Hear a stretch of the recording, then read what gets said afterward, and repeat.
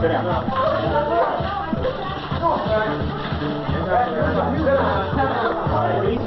Everybody remain seated where you are. Hey, man, so you put me on? Yeah. Then why isn't alcohol made illegal? Flowers and grass. Like juice freaks get hangers and cirrhosis in the liver. Besides, grass doesn't have it for me like alcohol. Besides, that cigarette much worse. Right, man. What message you want? We'll have a party. There's nothing wrong with grass. Yeah. 1,000 times. You'll never go to Harder Club. Don't take any films of me. You're not going to use them anyway. Well, speak your mind then. Okay, I will. No one has the right to tell me what I can do with my own body, what I can eat, drink, or smoke. This is a free country, and no one has the right to take away my constitutional rights.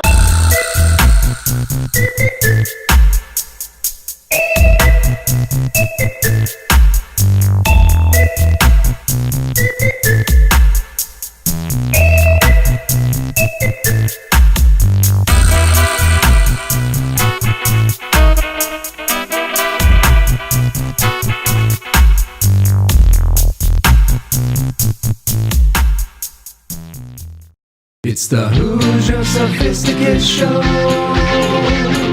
Question all the things that you know. Steve likes the weed. Steve likes the weed. About DMT. The DMT. Hoosier Sophisticate Show. The Hoosier Sophisticate Show. Hoosiers with the drink. Sophisticated blasphemy. It's the Hoosier Sophisticate Show. Question all the things that you know. So let's set our minds free for the singularity.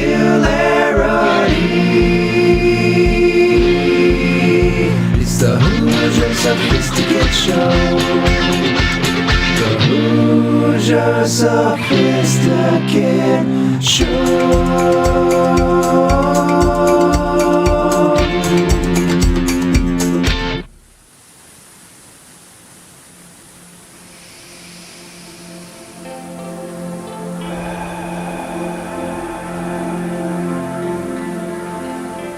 Good morning, friends. Join us and start your day with a gentle meditation from Hoosier Sophisticate. Let us all remember, we are only as good as our last breath.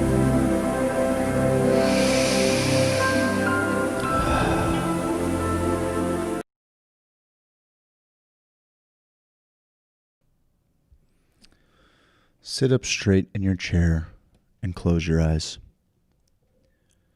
Take a deep breath and relax.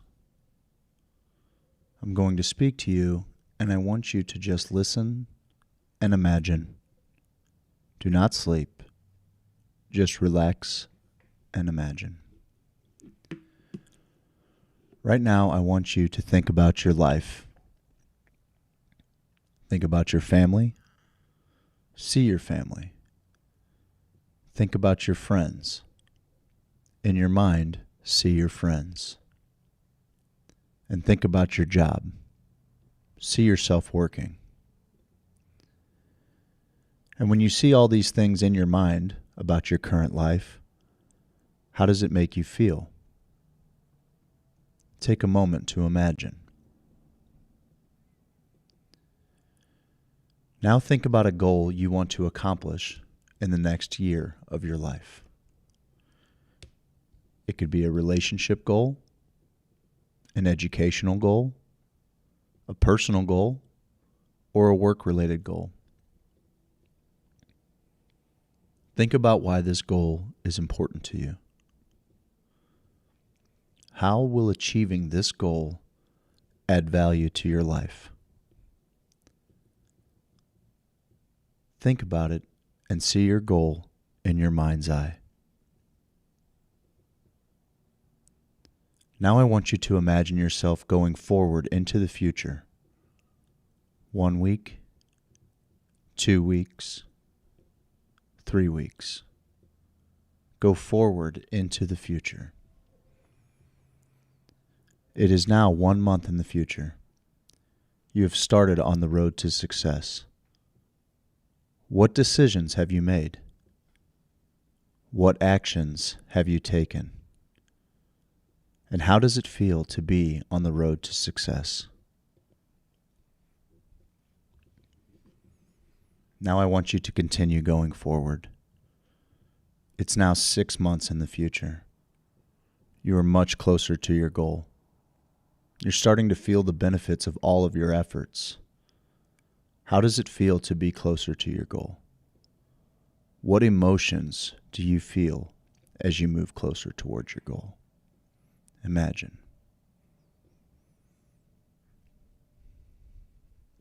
Now I want you to continue going forward.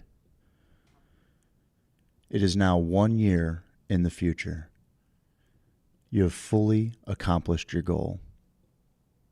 You have achieved success. See yourself. What do you look like? What are you doing? Who are you with? What are people saying to you? And what are you saying to them? How does success feel? Now I want you to look back on your success. Look back on the process of achieving success. Look back on all of your hard work and effort. How did you reach your goal? Step by step. What were the little things you did, day by day, to achieve success? What did you do at work? What did you do in your relationships? And what did you do inwardly to achieve success?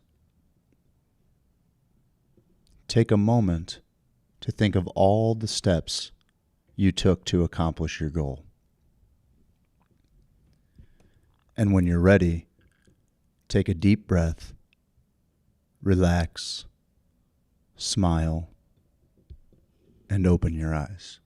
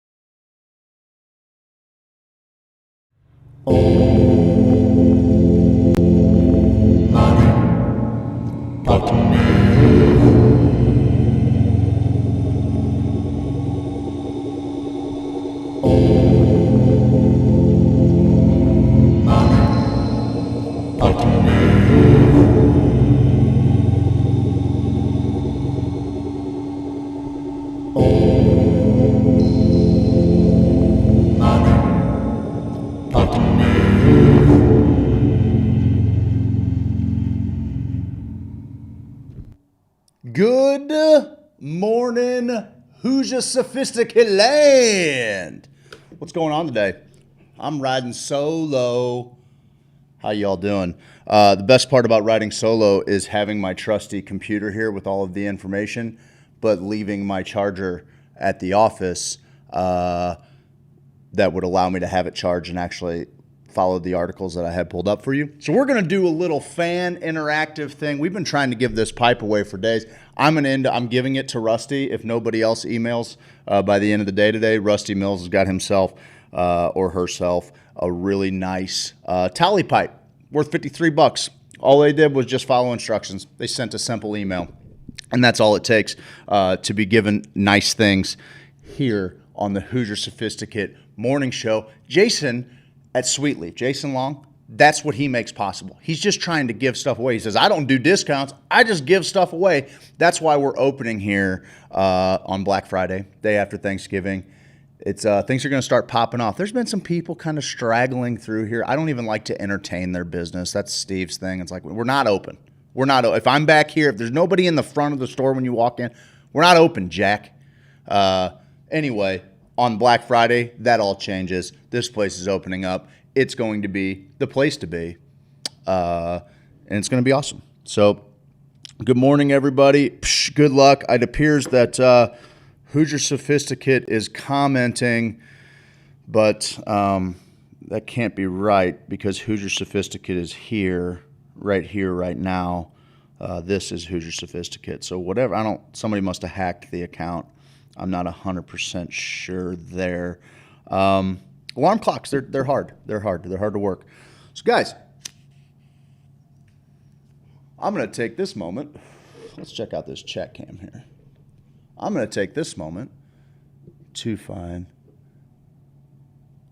I know. I love you, Jen. That's okay. It's all right. I'm not yelling at anybody. I'm doubled up, baby. I'm doubled up. I'm right in the center, Ricky. I'm double fisting it. Okay? This is where I'm at. This is where I'm living. Good morning, Lisa. Hoosier Sophisticate is 20 minutes out. Oh, you didn't have to rush on my behalf, bud. Just get here whenever you want. Bristol, the English city that produced street artist Banksy, will soon see the opening of the world's first psychedelic-assisted therapy clinic of its kind. I'm going to say that Kieran Sidhu is not hip to the clinic that is in New York currently, but maybe it's just a totally different kind of clinic. So, although Oregon will soon catch up after passing a major psilocybin reform this month, the people behind this transformation in mental health care, a company called Awaken Life Sciences, that's AWAKN, Life Sciences Incorporated, led by scientists and drug policy reform advocates, including Professor David Nutt and Dr. Ben Sessa, say that combining psychedelics with psychotherapy is the next evolution in psychiatry and want to bring it to the masses. And with a staggering increase in mental health issues among people struggling with the conditions of the pandemic, the need for advances in this field couldn't be starker. We are about to experience a massive wave of mental health problems. I'm seeing a rise in cases already in my caseload, said Dr. Sessa, whose groundbreaking study of MDMA treatment for alcohol use disorder previously covered. Now is the time for the innovative approaches to transform how we do psychiatry. Awaken's operation consists of 3 divisions. Respectively focused on research, team members have also been involved in studies of ketamine for alcohol use disorder and psilocybin for nicotine dependence. The development of clinics to provide treatment for issues including anxiety, depression, and eating disorders, as well as addiction, and training for clinicians interested in delivering such therapies. Given the list of experts and pioneers involved, the group looks set to become a global center of expertise in psychedelic-assisted therapy. The initial treatment offered at a clinic in the Clifton neighborhood of Bristol, which is due to open in January 2021, will be ketamine-assisted psychotherapy, meaning a series of low doses of ketamine complemented by talk therapy sessions. The facility will include a dedicated autonomous research unit, 3 clinical rooms, and space for patients to relax and recover from their treatment. Awaken hopes to go on to open a chain of similar clinics in cities like London, Birmingham, Manchester, and Brighton. Ketamine has already been approved for medical use in the UK. Meanwhile, Awaken's research division will continue to employ MDMA and psilocybin in clinical trials. We look forward to the day these drugs are fully approved as medicines to be delivered to patients outside of research studies, Sessa told Filter. But at present, they can only be used as research trial drugs, so we plan to also run from our clinic small research trials, which will mean we can be using MDMA and psilocybin in a research setting out of our building in Bristol. Despite its for-profit model, Awaken's ethos, says its founders, is to make this type of psychiatry available to all. Critically, however, its treatments have yet to be approved to be offered through the UK's taxpayer-funded healthcare system, the NHS. So when the clinic opens, it will initially only be private, making it inaccessible to most. If we don't win over the NHS, we are not going to be able to provide access to these services to everyone, Awaken CEO Anthony Tennyson told Filter. It will just be a select few at the top, and personally, I'm not interested in a select few at the top. They can take care of themselves. It's a little strange. Dr. Sessa, a trained MDMA, ketamine, and psilocybin therapist, echoed this dismay but is determined to press on. I'm not waiting around another 10 years for the NHS to pull its finger out and decide whether or not it's going to fund these safe, cost-effective, and vital treatments. So that's exciting. Good morning to you, Matthew Ehrenreich. We're missing you, buddy. Drug Talk is for the third hour, you fiend. I'm talking about everything that I want to talk about always. If anybody would like to change that, they're welcome. The studio is open. You can come in here. We can chat about anything you want. If you guys have something, you want to talk about on the text line, I will prioritize it to the top of the list. Anything you want to talk about. This is like me driving to work. You guys just throw stuff at me.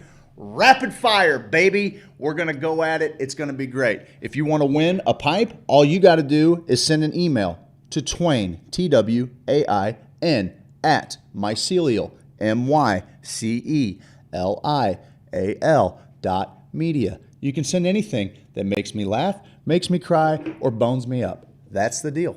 That's the deal. By the end of the show, if you got either Steve or I hard if he's here, or you got us laughing or crying, you got a chance to win a pipe. There's no limit on how hard you can make us laugh. I assure you, there is no limit to how much of this show you can make yours. We want this show to be an interactive experience. That means you're sending messages. That means you're emailing. That means you're creating characters throughout the show. You can remain completely anonymous through it the whole time. That's the best part about this. You can make a little pseudonym. You can write it. You can pen dirty little emails to us. No one will ever know who wrote it except for the people on the show. And we're not going to say your name. It's not like the text line over there where you have to attach your name to your filthy thoughts. No, this is something that you can write anonymously. Okay? Not that hard. It's not that hard. Be somebody. It doesn't count if it's just Craig. Sure it does. Yes, it does. I'm giving this away today, regardless of what Steve says. So if nobody else writes in, then we've already got a winner. I've already seen his name. Didn't really necessarily make me laugh, but followed instructions. So we got that going for us. How about them getting some shit done on the other side of the pond? I love what Dr. Ben Sessa said about the NHS, saying, I'm not going to wait on these people to get their finger out. I'm not going to wait another 10 years. 100%. I'll deliver it today. You have no power here, none. I don't deal with oversleepers, pal. They have no power in this room. So he won. He won it. If nobody else emails, I've already made the decision. That's the delta. That's what this is, my world right here. I tried sending an email yesterday, and it was returned saying that the email doesn't exist. Did you send it to mycelialmedia.com? Because I'm going to write it out right now on Twitch, the email that you need to send it to. Let me see here. It is, I got to pull up Twitch, I'm sorry. It is Twain, TWAIN, at mycelial.media. I have so much control that I can wake my human body up on time to be places on time. That's how much control I have. Herfy Durf. He saw Steve laughing. Good morning, Aaron Hour. I always like to see that. Craig was stoic as can be. But you? Herfy, tell him, bud. Never laughs. Steve doesn't want to laugh at anybody else's jokes. It's about Steve's jokes, bud. It's about Steve's jokes, bud. Anyway, they said the first of their kind. There's a clinic in New York that has been offering, or that has started offering psychedelic therapy already. There have been ketamine clinics throughout Canada for quite a while, and we have one here in St. Louis, in the St. Louis area. So there's ketamine clinics kind of all over the place. Now, with the assisted psychotherapy, there's probably some people holding space in some of these ketamine clinics, but they're not kind of walking you through any space. It's not. There's all kinds of people that have been working for hours. So I thought that was pretty interesting. Those were the guys who they're working at. I know Dr. Nutt is working at Imperial College in London with Dr. Robin Carhart Harris. They made a documentary that we went and saw in Michigan last year. Man, it'll be nice to go and sit in movie theaters again and be able to catch a movie and have some fun, maybe go out. I'm done. I'm done with all the when a Cucky the Dwarf emerges, I'll acquiesce. I don't know. I've never really laughed at a Cucky the Dwarf female. But that Matt who bowls at Hanks, he gets me every time. I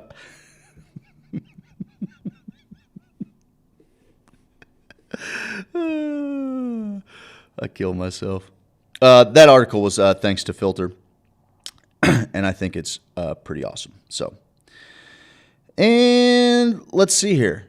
Is the new cannabis? Here we go. This is what I was looking for.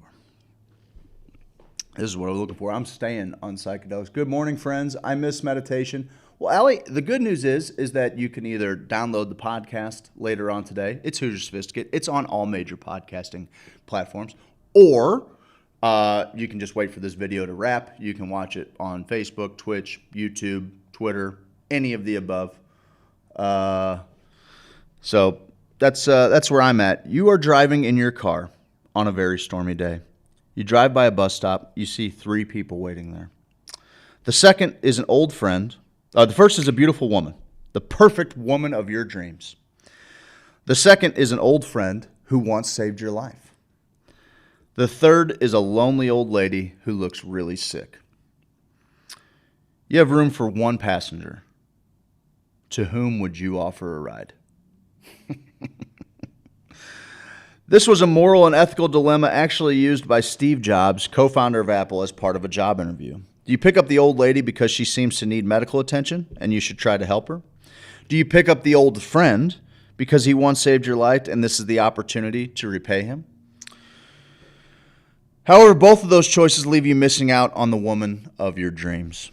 The candidate hired out of 30 applicants, however, had no trouble answering.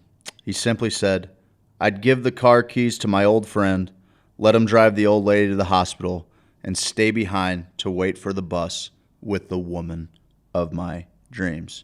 His answer surprised even Jobs. Everyone is born with an instinct for success, but only those with the ability to think outside the box succeed. Steve Jobs credited his outside-the-box perspective to LSD. He felt it and made him think of the world in a different way. He said, taking LSD was a profound experience, one of the most important things in my life. Jobs never failed to ask job applicants whether they had ever used psychedelics. Francis Crick of the DNA Structure, Discovering Watson and Crick, told numerous friends and colleagues about his LSD experimentation during the time he spent working to determine the molecular structure of DNA that houses all of life's information. The Cambridge University's researchers often use LSD as a thinking tool. Crick actually perceived the double helix shape of DNA while on LSD. John Lennon. It was such a mammoth experience that it was unexplainable.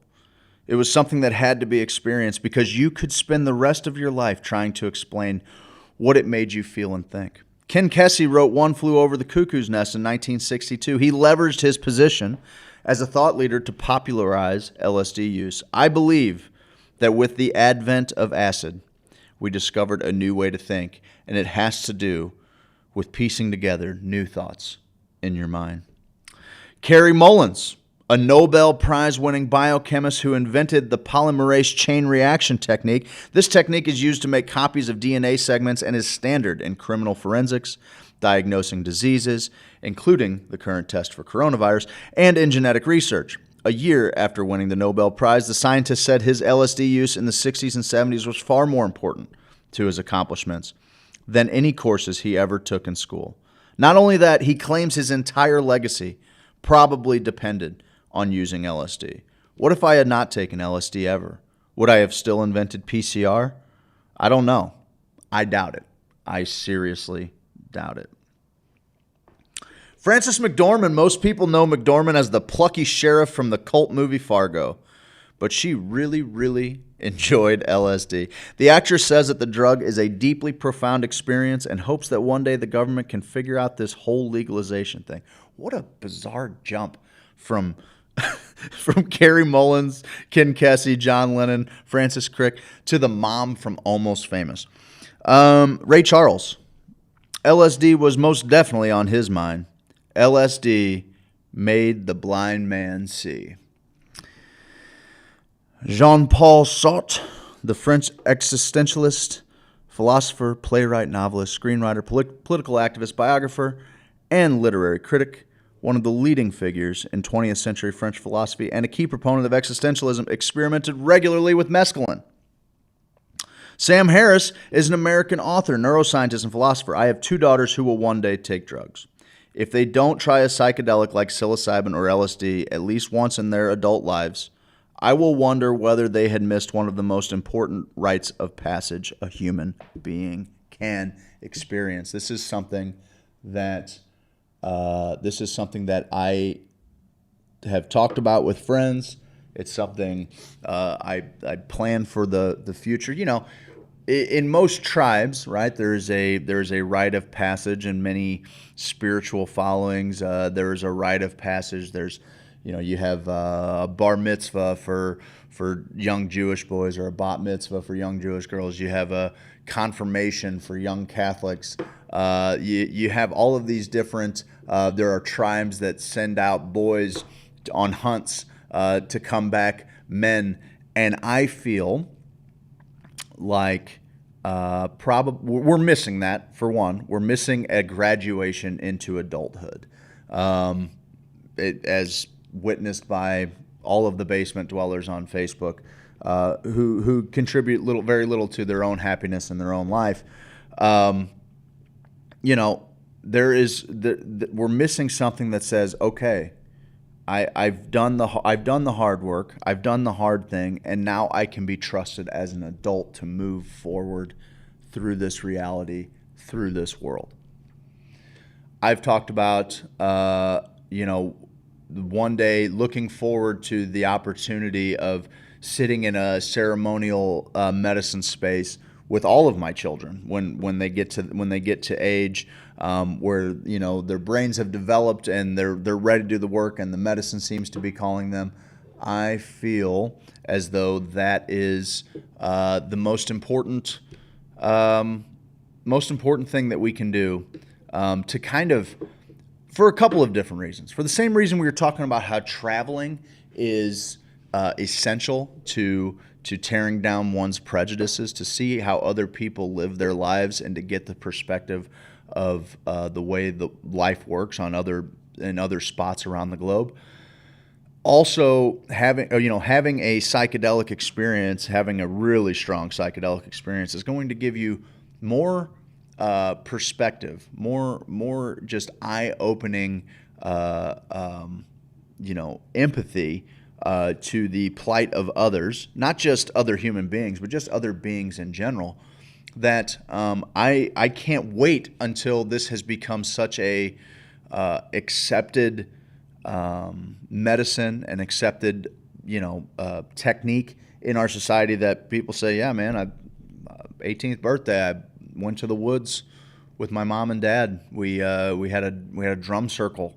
My mom and dad and all their closest friends and everybody else who's had an opportunity to do the ceremony.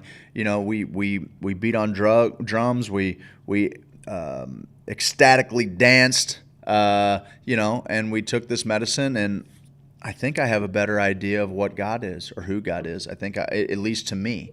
And boy, howdy, how nice would that be to have that to guide the way. LSD created the iPhone. Good job, LSD. Talk about your all-time backfires. Yeah, LSD, my old friend who saved my life, Allie Terry, you didn't miss much. Is that Steve still trying to be relevant at the front seat of his car? Is that what's going on here? I tried to send an email. Well, Lisa, I'll check right now to see if your email came through. If not, I will give you an alternative email, and if it's not working... I got one email. I've got one here. I didn't know that's who that was. Lisa, I don't know if this one's not you, because I know this this is the last time I tell my... Okay, I'll save that until Mr. Lady McLaderson gets here, and we'll go over that together. See what we got. Anywho. LSD, psychedelics in general, have proved to be a catalyst for some of the things. Steve brought it up. Yeah, teenagers are chomping at the bit to do acid with their dads. You're the fucking worst. Could you just yank the wheel as hard as you can in one direction? I don't care. Pick a direction. Whichever one hurts the least amount of people, but just take it and fucking yank it as hard as you can. If you're heading this way, I would say, yeah, do it to the right. Fucking hard right, bud. Right now. Press your foot all the way to the floor and take that wheel and fucking put your arm inside the steering wheel and just fucking jackknife it. If you could do that, yeah, well, that's definitely not going to happen. That's not going to happen. Hopefully you raise kids who don't need it. Yeah, hopefully you do. We can all dream. Some of us spend our whole lives dreaming and not doing. That's for sure. So they are rolling in. The emails are rolling in. I just got to find the right email. No, they're not. I've only gotten one. Some people's aren't working. Jesus, take the wheel. You got it. This is my favorite thing. It's my favorite thing, too. See, guys, this is what we're talking about. This is the back and forth. We are so willing to sit up here and have a conversation with you. I mean, let's use this tool for what it is. If you find yourself in Colorado, for instance, right now, you can be tuning in for this. We can be having a conversation just like we were sitting down, having a nice cup of coffee. I forgot my cup of coffee.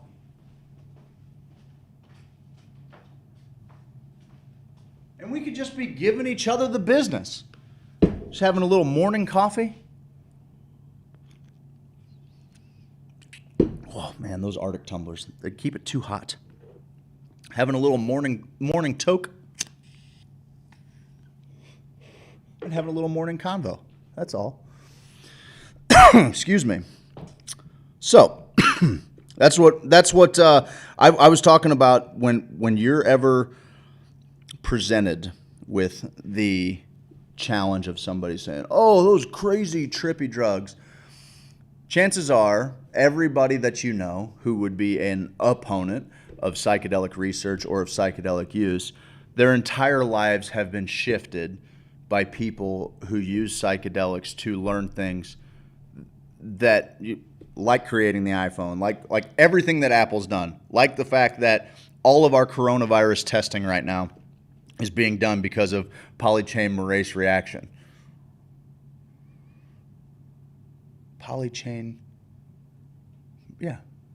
Polymerase chain reaction. That's what it is. Polymerase chain reaction. Something didn't sound right there. I'm in the van. I can't crash it. If I was in the VW, I would kill myself before I hit 141. You can't crash it because then Jenny will be upset with you. That's her van. Why are you even in the van? It's not your van. It's not your van, bud. Get in the Volkswagen. Turn around. Go back and get the Volkswagen. Come back when you got your stuff.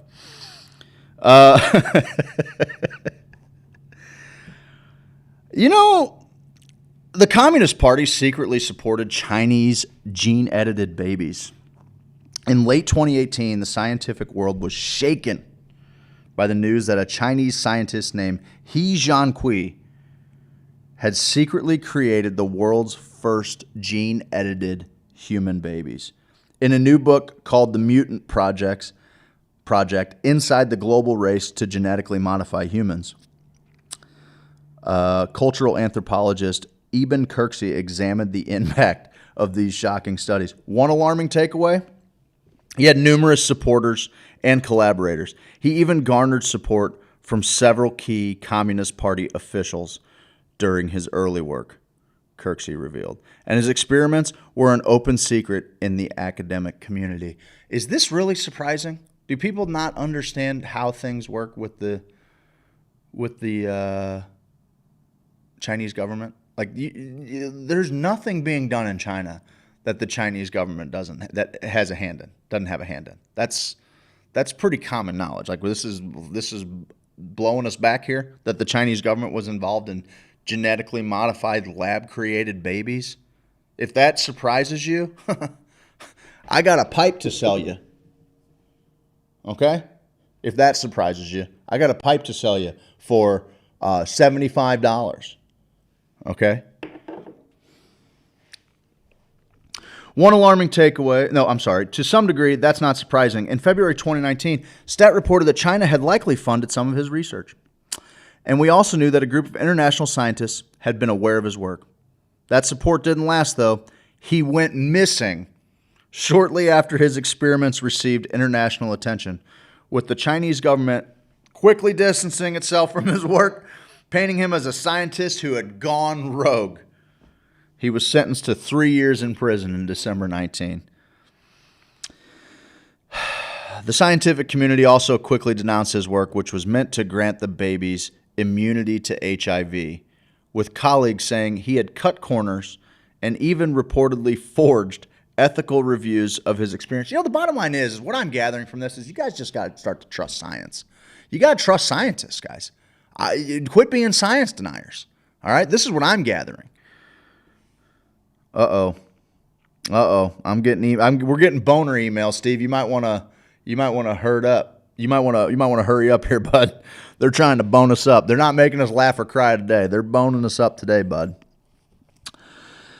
Overall, the consensus is that it's far too early to tell what the long-term ramifications are of tinkering with genetic code in live human embryos. In fact, other studies have already found that gene editing may indeed induce undesired changes in human embryos. An October study, for instance, found that a small edit to repair a gene in human embryos to treat for hereditary blindness resulted in the elimination of large swaths of an entire chromosome. In his book, Kirksey argues it's too late to halt gene editing research entirely, but what's still up for debate is how long it'll be until the effects of such endeavors will be felt by the general population.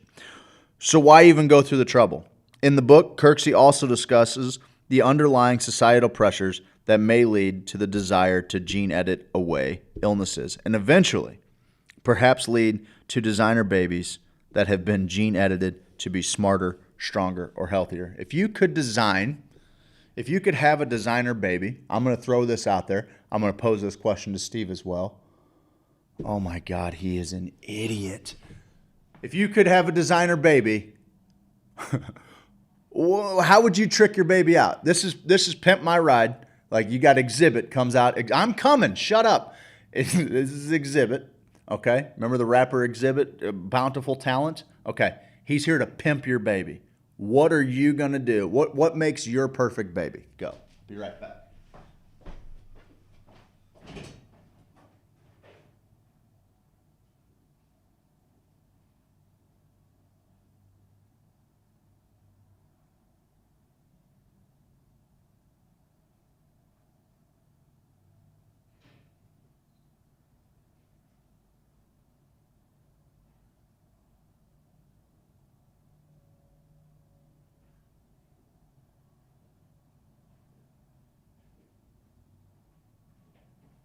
It probably would have made sense to go to commercial there, but I'm proving points.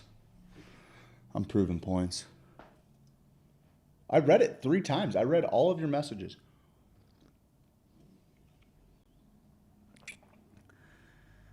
Disney stars bone Steve up. Jenny, you're the best. I unlocked the door, so now it's all on him.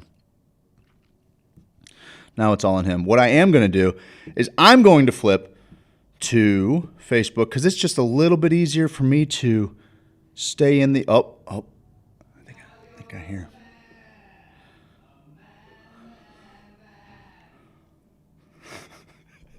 You guys can't hear him singing, but he's singing to me. I'm thinking about going to commercial as soon as he gets in here just to fuck with him. Are you ready for your morning motivation? You can do anything. It's over. What segment do you think you have control over? Morning motivation. Oh.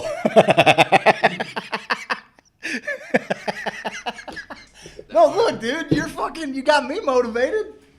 Did I? Oh, yeah. Oh, job done. Job well done.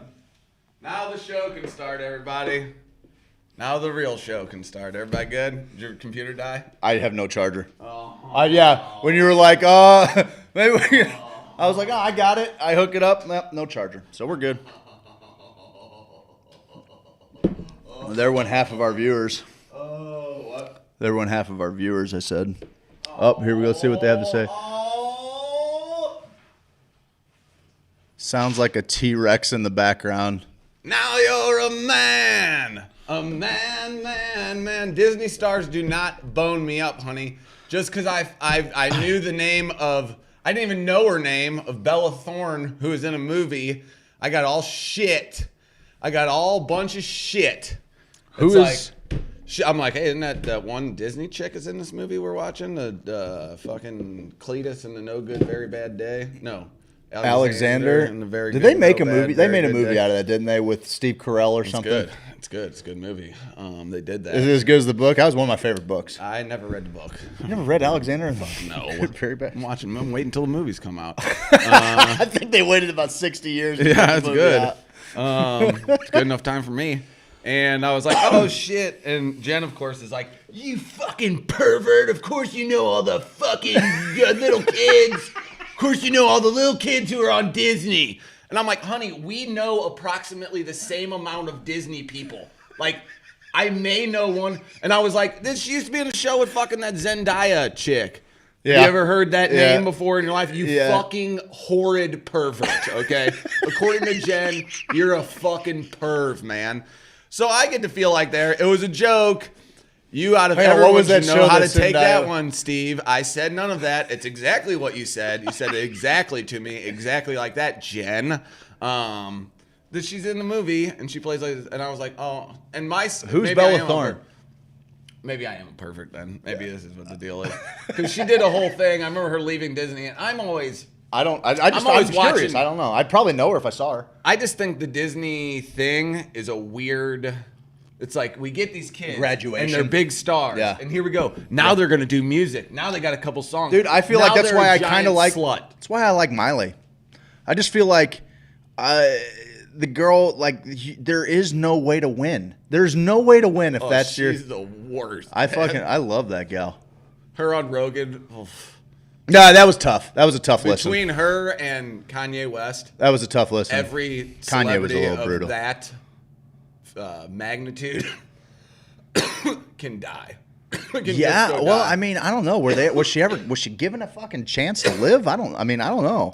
I don't. Who cares? I mean, I think I do. I mean, I you don't care know. about Miley Cyrus? No, but I would care that a child was basically think. cast into. Yeah, my wife can't stand Miley. She's the. I think Oh, I think her people voice is like great. my voice I better dig- now. I do. Than 100% I do. I would much rather hear her singing her raspy, low voice than I would that high pitch fucking shit. Like I would I'm rather. saying I don't want to hear any of them. I'd rather fucking stab a fork into my fucking eyeball, jam steak wouldn't. knives No, into you my wouldn't. ears Nope. than listen to Nope. the average female singer. That's just me. That's me. You'd rather do all of those heinous things to your body Yes. than just listen to Yes. one song sung by Florence and the Machine. Where's the thing? Where's the pokey thing? Hey, where's the pokey thing, guys? I need my little pokey thing. But you need a stirring tool? I need like a little pokey. Oh, little pokey dokey? Ooh, what's in here? Pokey dokey. Yeah. Just the keys. Just all the answers, Steve. We keep all the answers here. Okay. What are you looking for, bud? Something to poke this. Remember we had that little thing we were doing? We're getting emails, bud. A lot of it is people trying to bone us up, like send pictures? cheating with pictures. But somebody actually, there's another one that just sent. If they're not sending that picture of Constance Nunez from her birthday, then they boning me up. That's it. Been happening. She's something. Look, She is Jen something. sends me like a personal picture, but that doesn't count. Can our wives win? No, they can't win anything. We've gone over that like, God damn, how many times? I know, they don't want. My wife doesn't want a tally pipe. We're not big South Park people in our house. It's great. Just I haven't seen it. I need in the grinder. 25 years. Oh yeah, and I'm taking this because we're not giving it to Rusty. I'm giving it to Rusty if some, assuming that. Well, I mean, we've gotten 4 more emails. All right. I'm going to blow Steve's head off here because there was a post. I got a little pokey thing for you, bud. Tell him, Herf. Tell him, Herf. Exactly. Who cares? I'm supposed to care that she was born into millions of dollars and now sounds like an 80-year-old smoker with daddy issues. No fucking thanks. I think it's a lot of projecting on this gal. I don't know. That's just me. I had no idea who the chick was, and the words that came out of my mouth was, well, you know more Disney people than I do. Piss someone off. We're here again.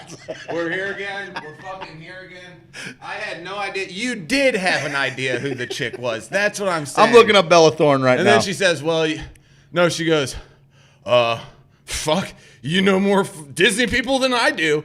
Like implying I really don't that remember I'm this, a bro. pervert. All I know is that she got on some sort of weird deal where everyone's like, oh, Bella Thorne's losing her mind. And I'll tell you what it was. Is this her? It was from TikTok time. That doesn't look like her, though. Jesus.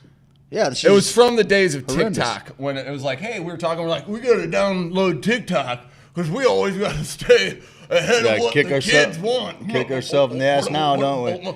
Are you kidding me? Yeah, I'm not at all. No, Snapchat's dog shit. TikTok, maybe. Oh, that's what I was talking about, TikTok. No, I was talking about Oh, I'm Snapchat. sorry. Go ahead. This is when the Snapchat days were. And I they can't fucking do Snapchat. I just don't get it. Well, they have news, Snapchat news? They put filters on the news? and that's the news. Bella Thorne's now in a fucking 3-way relationship with a chick and a dude. What?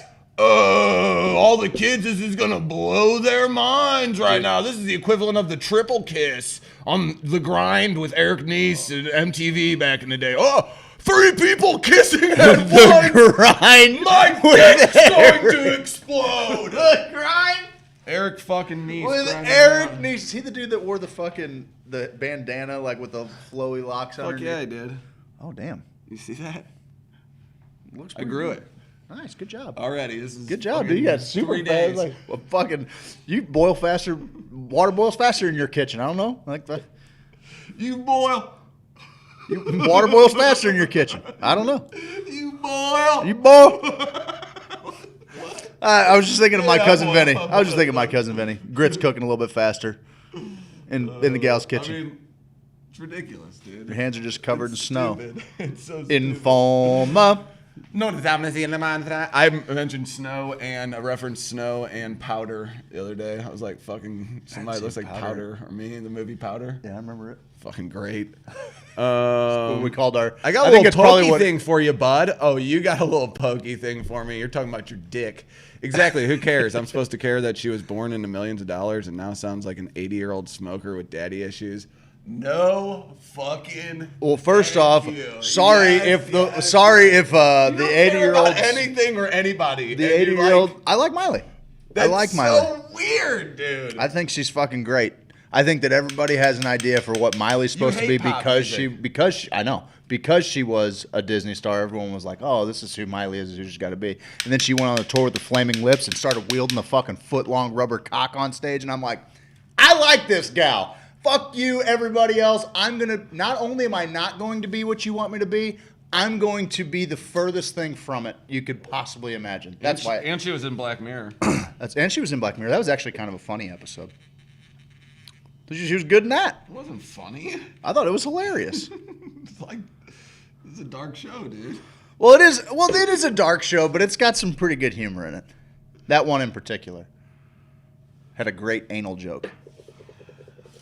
Oh Found it. shit! He's back. Found it. He's back. He's got his fucking smoker's utility belt.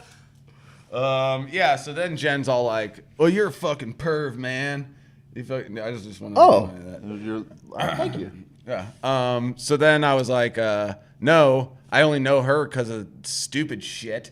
And then Zendaya is in the new. She's in something pretty racy. Oh, she's What in is that? Utopia. It's like a show. Yeah. I don't know. Here's the deal. That chick was on Dancing with the Stars, and I remember being like, "Oh, that fucking Disney bro." Zendaya was? Yeah, and I was like, and then she's in Spider-Man, so I'm like, Zendaya okay, was Zendaya. she was on the show where like she went to like the special school. She played she's like a great musician or something. Like she played a child star. That's the thing. I don't know. I don't quite know that show. That show is a little out of my rep. Jen's trying to say I fucking watch all these Disney shows.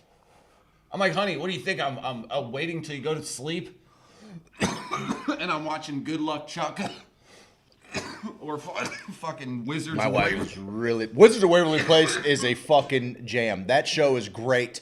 That's right. I'll watch it right now. I'll go home and watch it without my kids. I fucking love Wizards of Waverly Place. I thought Selena Gomez had acting chops. She had some chops. I thought Justin was good. I thought her brother was like a little hack fucking. The comedic timing of some of these kids. I just like to see child stars fail. You know me. Sure. Hate them all. I get it. Hate every single I one of get them it. with a passion. I get Frankie it. Muniz, Aaron Carter. They're my top two. They're the crevice. Not the crevice. That's down here. It's the peak. I mean, you got to admit, like Aaron Carter's probably a little worse, right? Like the Aaron Carters, and the Ashley Simpsons, like the little siblings of the ones that actually made it. Like that's the fucking worst. You feel right? bad for Miley, but not the younger sibling. What do you think the younger sibling? No, I think the younger sibling. The younger sibling has to grow up in the shadow of their. Yeah, okay, that's fine, but you're not as good. That's just fine. Be consistent. You can be not as good as somebody. That's all I ask you. That's okay. You don't deserve a job. You don't deserve a job because you're you're related. No one's saying they do. That's what you're saying. No, I'm saying I hold space for them. You'll be a great you'll be a great accountant one day. You're not a fucking singer. You're not Aaron Carter. Again, whatever. You'll be a great OnlyFans guy one day. that's where you're jerking off on camera for money. OnlyFans. I ain't but Jenny and I have to. It'll be Jenny and Steve's OnlyFans Save Christmas. It'll be a Hallmark. Dude, that's not a bad play. I've kicked it around. We'll save Christmas. I've kicked it around. If you just kept it like here. Oh, wear masks. The camera here. Dude, just wear masks. You have so many wigs and masks. That's true. You could make a whole fucking the thing. madman is getting Yeah, now you might want to do something about that fucking weed tattoo on your ass. But other than that, you're good, dude. Yeah, tell me about it. More ways than one. You know what I mean? Not just this instance.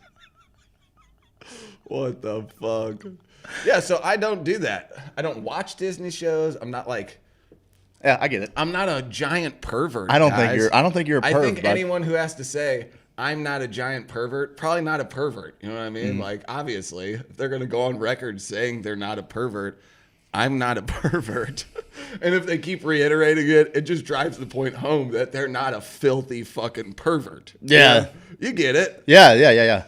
So I knew one of the. It was so funny though, because that's what. This is relationship 101. You got to be able to be like, you fucking pig. You know all the fucking Disney princesses. And she called them. I'm like, they're not Disney princesses. It's just fucking. No, but we do know all the Disney princesses. Fucking name them. I'm gonna name a movie.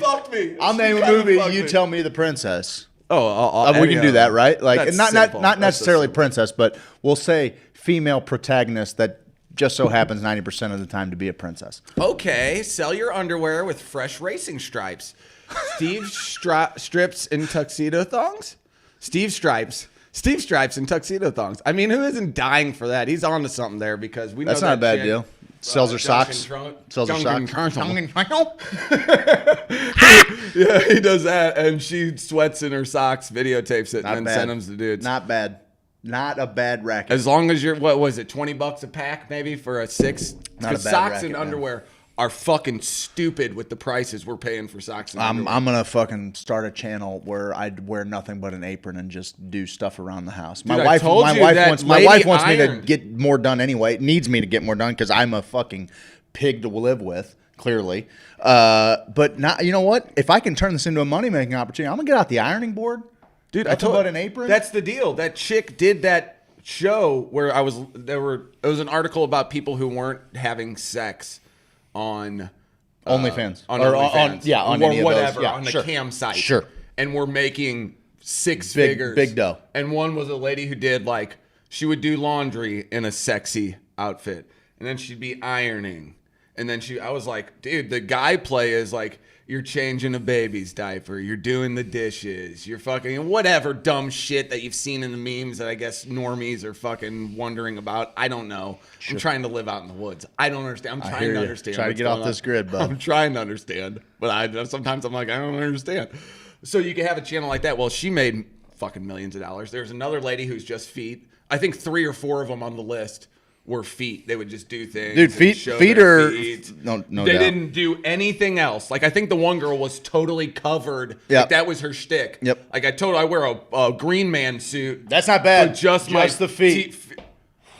We did That's it. not We bad. did. Shut it down. Shut it down. I'll tell you what else. I'll tell you what else, run. dude. We could just, I mean, with this green screen, with this camera, with a couple of green up and green down, and just have some fucking torsos in the middle. I do that every day. Of my Nobody's life. doing that. There are no floating vaginas and penises just having sex on the internet. Disassociated penises. This is so you can put it on whatever. You can put it on whoever's body. What we can do is we can produce a sex scene for anybody with any two people. We're deep faking fuck cuts. We're deep faking fuck cuts is what I'm saying. Again, the ass tattoo is gonna be an issue for me, but it's green. They got that makeup, dude. They've got green. Have you ever seen that? I'll show you a video that'll freak you out. But oh, it's green. Was it fucking? I What are threw you it. gonna put in the background? That's not bad. I did That's not bad. These times are tough. Got to do what we got to do out here. For sure. I know. For sure. I'm into it. Yeah, they're Squirt some mustard on your feet. Bada bing, bada boom. Hey, squirt some mustard. Put a little mustard on it. Hey, over here. That's a comment that's gonna win you a tolly pipe because I'm not giving it to Rusty. Oh, we've got emails rolling in, bud. You want to read them for the first time? No. Yeah, I want to give him a chance. This is Herbie's how bringing heat. Cucky the Dwarf got his start, and everyone knows that legend. I The think legend I of think Cucky that maybe the we Dwarf. haven't been 100% clear here. And Have we not? I don't know that we've been 100% Is clear that the here. deal? Because I listened to you this morning, and you were 110% clear. This is what I'm saying. We are live 15 hours a week. We would love for you to create an avatar within the Hoosierverse, okay? You have an avatar within the Hoosierverse. That's what's great about Twitch. And that's the deal. This allows you to stay completely anonymous. We like that about the internet. We hope that you will write the fucking sexiest literotica you could ever imagine under the name Tom Bombadil. I don't care. I don't care what you use as a name. I thought Tom Bombadil and Bilbo Baggins, two of the greatest names I've ever heard in my life. That's one thing ever. that Tolkien just fucking nailed. God dang. Did Right? he ever, Like dude. all of the names. Did he ever? Gandalf, like what else I is Gandalf know. but a I- wizard? You can't help it. You can't you help think it. he was writing that shit out like, Bombadil? He's probably getting head. Okay. Well, I know it's great, right? That's it. It's pretty fucking terrific. Hold on, I'm going to use your head as Yeah. a fucking plate here while I eat some food. Email into us anonymously. Make us laugh. Make us cry. Give us a heart-wrenching story. Talk about like, And a you don't have to dog put getting your hit by a name on train. it. I don't We care. will not give away your government identity. We will email you, and we will. This is our secret. This is a chance Our for you to dirty have a little secret with me us. and Steve. God, it's our what- secret with you that what no an one will ever opportunity. know. Come on, guys. What an opportunity for you. Come That's on. the greatest thing. Remember the internet? I remember the internet of old. I know, remember? And it was anonymity. Yep. All about anonymity. Totally. ASL, bud. Then Twitter and Facebook. Facebook first because you had to sign up. MySpace. Had to I have guess. a real name. MySpace, did you have to have a real name? I don't think No, you did. I don't think so. So Facebook, I guess, was the first perpetrator of making you have your Yeah, real because name. even on Facebook for the first little while, like you could get away with you could make something. And people do still, but Well, you- now their AI will fucking Yes. be like, you have And- to send in an ID. You had to have a college email. Yes. Because I remember I Yes. fucking You got had to be- booted from yes. school in 04. And I was like, well, I guess that fucking email ain't going to work for my Facebook account anymore. Yep. That was my I main remember my source of buddies fucking- talking about it. I was so resistant to it. I was so resistant. I've been resistant I to was every. in. I thought it was the fucking shit. I've been resistant to every forward super forward tech man. thing. I was that guy. I was KC Weedblog at one point where I was like, This is the new thing. what's the newest thing? And how can I get my parents to buy me some fucking knockoff version that's not going to cost as much as the original? Like, I had every imitation watch cam, all that dumb shit that, you know, would never worked. It would work out of the box for about a week. And then if I jostled it too hard, it was like, you know, fuck, sorry, bud. But I used to I get off on all that fucking new tech shit. I remember, so for the longest, I just didn't want a cell phone for the longest time. The thought of somebody being able to get a hold of me whenever they wanted, like, was just not. Yeah, I first met you at a BlackBerry, and you rarely fucking. You're like, I don't know where it is. on my roof of my car. Or whatever. I think, and so I was like one of the last of my friends to get one, and then. But once I'm in, then I'm fucking in. You're in. You know what I mean? Like, right after everybody's got the razors, and everything, right? Fuck that. Fuck! I'm going to the Red Razor. I was giving money to Africa, bud. I'm going to the chirp. Red Razor. Nextel. Oh, I had that first. Yeah. I guess that was. I had that as my company phone, so maybe we had them before people. But dude, that was the jam. Except when your friends had them, and they'd be out hammered drunk. You'd be like, your penis is or they would just say something real fucking ignorant from the other side of the world, just whatever. Yeah, you're in the middle of a fucking crowd, and you're like, why would you say that? Why would you do that? I thought maybe you'd get in a fight. Yeah, I know. That was great. That was you could turn that off though, because a lot of the old heads at work, they couldn't figure that out. People are fucking with me all the time, and I'm like, yeah, bud, you can turn that function off. You can silence it. Had a green. But screen. then it kind of, then it defeats the purpose. Well, it would still chirp. Oh, it just wouldn't. It wouldn't just walkie-talkie. Yeah. Which I thought that was the best shit ever, dude. It was pretty awesome. Ever, dude. Could I get a walkie-talkie app for my phone? Yeah. Can I? Probably. Dad? Sure. Yeah. Sure. You can do anything you want. Let's go do acid together in the woods while we're 18. Can't fucking wait. You're not going to be acid. It's going to be a little bit better than that, bud. Yeah, pussy. You fucking nut up, bud. You think it's going to be acid? Strap in. Strap in, pal. Oh, you thought it was going to be some, cool. Ooh, what? Let's listen to music. All right. Fucking this Jefferson Airplane's fucking great. Yeah, right. Sit down, motherfucker.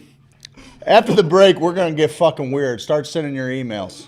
Oh, shit. Twain, Twain, at I turned off my alarm. Mycelial. Say it again.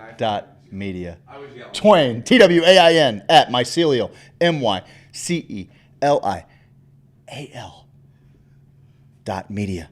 Okay? Twain at Mycelial.media. I told him Hoosier Sophisticate. Or HoosierSophisticate@gmail.com. If that's for your... If that's your deal, if that makes it easier, Simple. HoosierSophisticate@gmail.com. A little simple. Mycelial is a big word, though. It's a big word. One guy warned us about how bad of an idea it was. I still want to fight him to this day. Over that? Well, no, I'd more like wrestle him, just see if we could pin each other down. Grease up. Just kind of a thing where it's like, who can pin each other down? Damn right. Can I pin you down? Let's pin you down. Let's get fucking weird. Let's get weird indeed. See you guys on the other side of the break. Why did you move that light, though? Is the real question. Hey, we'll be back in 5 minutes.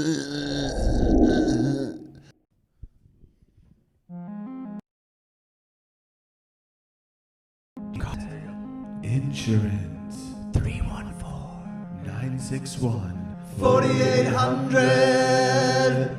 Handsome, amazing, astonishing, astounding, fabulous, incredible, fantastical, phenomenal, prodigious, stupendous, unbelievable, wondrous, divine, fantastical. No, seriously, he's fantastical. You got a house, go on and get it insured. You got a car, you gotta get it insured. You got a life, go on and get it insured. CarltonInsurance.net. Fantastical, stupendous, fantastic. Hey, boys and girls, I'm talking about native hemp extract. That CBD. That CBD. Inside of me. Inside of me. That CBD. That CBD. Sweet delicious CBD. That CBD. That's CBD. Got the CBD.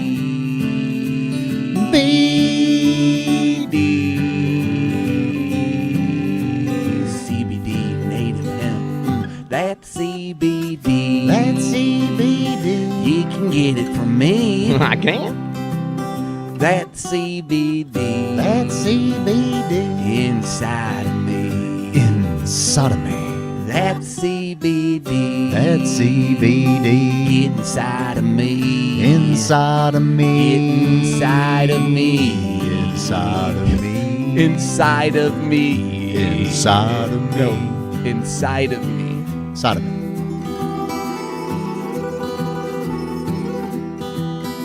Inside of me.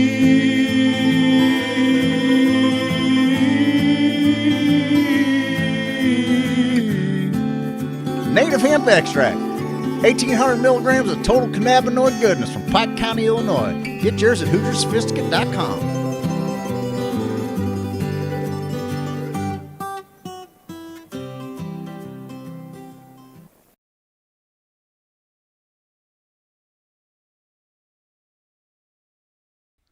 I'm an outlaw, check it and see. Want a poster looking like me. Checking the swamp man for a pretty girl. Being an outlaw in an outlaw world. Hey, I'm an outlaw, check it and see. Want a poster looking like me. Walking my hound dog, serving that swamp. Catching crow that do the sweetly stomp. Everybody do the sweetly stomp. It's a stomp, it's a wiggle. Turn around, a little tickle. It's a stomp, move your feet. Head on down to Sweet Leaf. Head on down to Sweet Leaf. Head on down to Sweet Leaf. Dude, man, get on down to Sweet Leaf Emporium and do that Sweet Leaf stomp, man.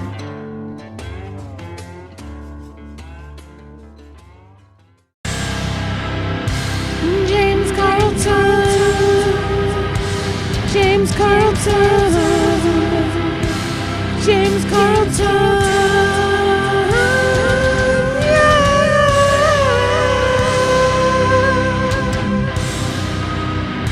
You gotta get your insurance. Gotta get that State Farm insurance. You think you found the best insurance agent in the game? Well, I got news for you. I did, and it's James Carlton. State Farm.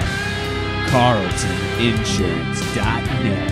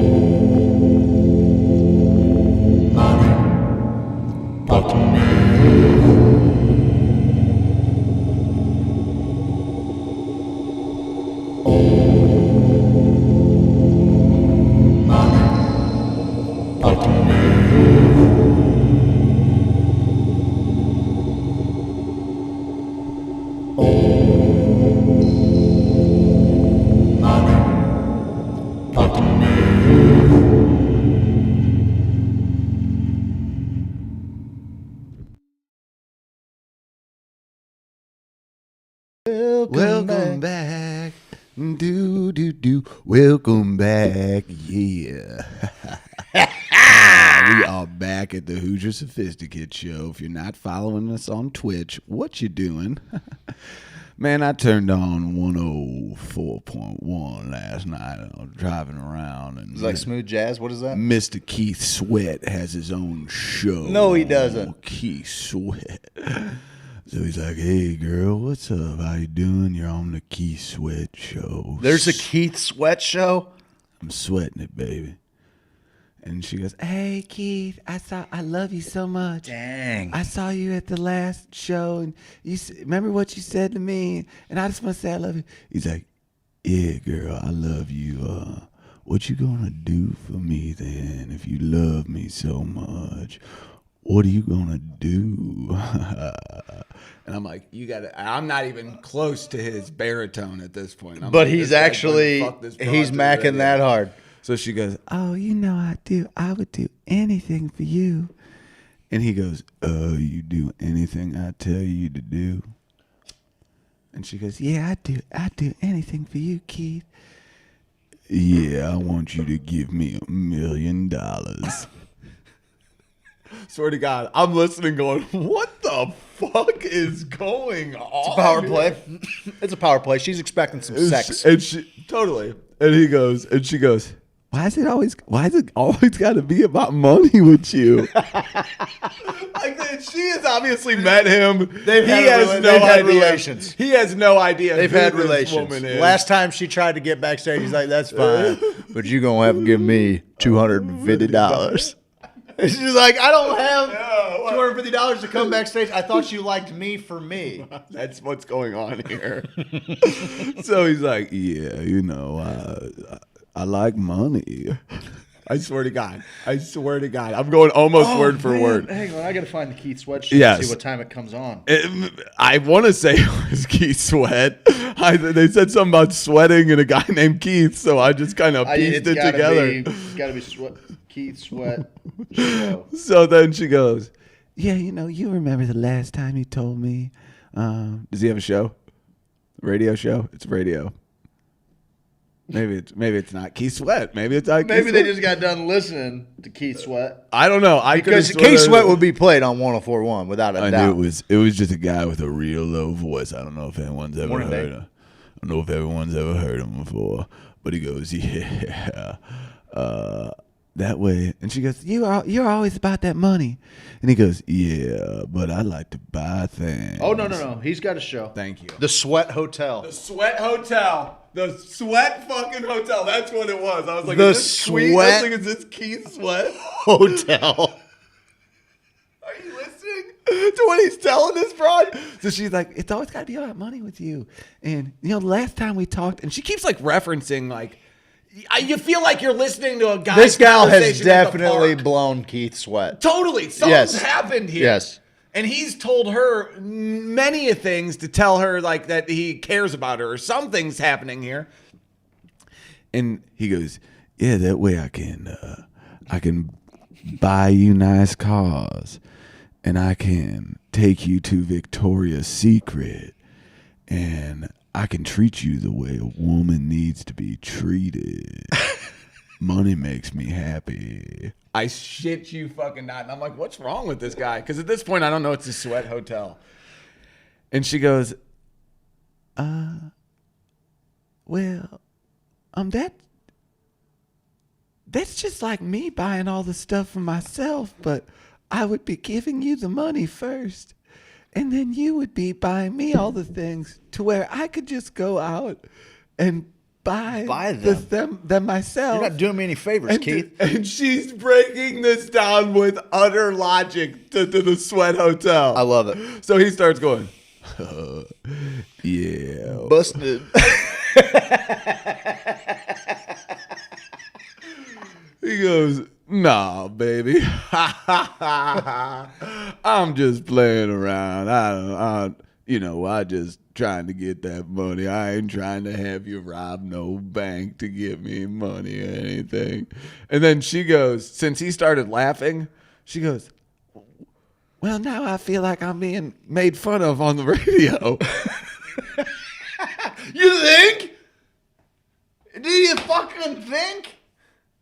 And I'm like, what? What time is this roughly? When were you driving? 9:30. Last night? Yeah.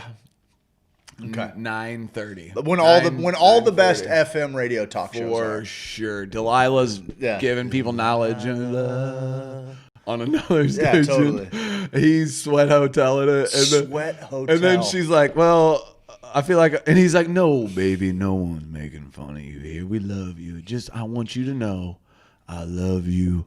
I've always loved you. And I will always love you. Thanks for tuning into the Sweat Hotel, baby. You know I love you. Just I'm like, we get it, guy. Like, Yeah, you got a deep voice, pal. And he's just like, I will never treat you bad. just the things in a 90s movie that the bully jock guy tells the girl before they go have sex. Like, I will love you forever, and you're the only girl for me, and all the shit that you're like, oh, okay, I guess that's how that works, or whatever they were trying to portray. Sure. So she's like, okay, I love you too. And he's like, not back to the Sweat Hotel. And she's like, thanks, Keith. And I was like, And then he went into like some Keith Teddy Pendergrass or Sweat. something fucking. It went into something real swanky, baby. And I was just cruising down. I'm like, yeah, motherfucker, how do I find The this? number one nationally syndicated R&B nighttime radio show, which can be heard by nearly 3 million monthly 3 million listeners. and one. 3 million and one last night. On more than 60 stations in major markets, including Chicago, Philly, Detroit, Tampa, St. Louis, Las Vegas, Norfolk, and Norfolk. Don't put Norfolk. Norfolk. And New Orleans. Keith Sweat. I'm telling you, if you don't have a chance to listen to that show, you got to do I've got plans tonight. Bud. Ha ha ha, at least she's not a complete idiot. I know, dude. She straight up like broke it down how this money thing was going to work. That if she gave him money. Yeah, like, wait a second. There's no reason for me to give you money so we can go into a store or that you can just go to a store yourself, buy me stuff at Victoria's Secret. Sure. We could probably do this together if we just can supporting you. cut out an entire step here, and you can just watch me buy these things. And what's up with Keith Sweat? You falling on hard times there, bud? Yeah, you got 3 million listeners a you're month fine. on top of all of the royalties. She even says that to him. She goes, "You probably have more bank accounts than I do." He 1,000,000,000,000,000% has more bank accounts than you do, ma'am. Yes. She even said that to him. That's when he's like, no, let's not. The Caymans? What? No. Listen, baby. Babe, look, come on, baby. I love Come you. on, baby. I love you. So that's Keith. That's what Keith Sweat's up to. I know you were. I was actually wondering. What the fuck is Keith Sweat? What the fuck's Keith Sweat up to? Where's Craig David? Who's that? Who's Craig David? Yeah. You don't know who Craig David is? Oh, I know who David Craig is. who the fuck is David Craig? I remember Daniel didn't Craig. Didn't Craig David do "Walk Away"? Isn't that the name of his big song? I'm gonna play it right on. This I'm gonna might play be it the right guy over this that people microphone. bring up, and I don't know. Because there's one guy that Well, he wasn't a everyone Disney knows. star. I'm gonna do that again. You go through this whole thing again. I'm a pervert. I'm a goddamn pervert. I'm a pervert and a liar.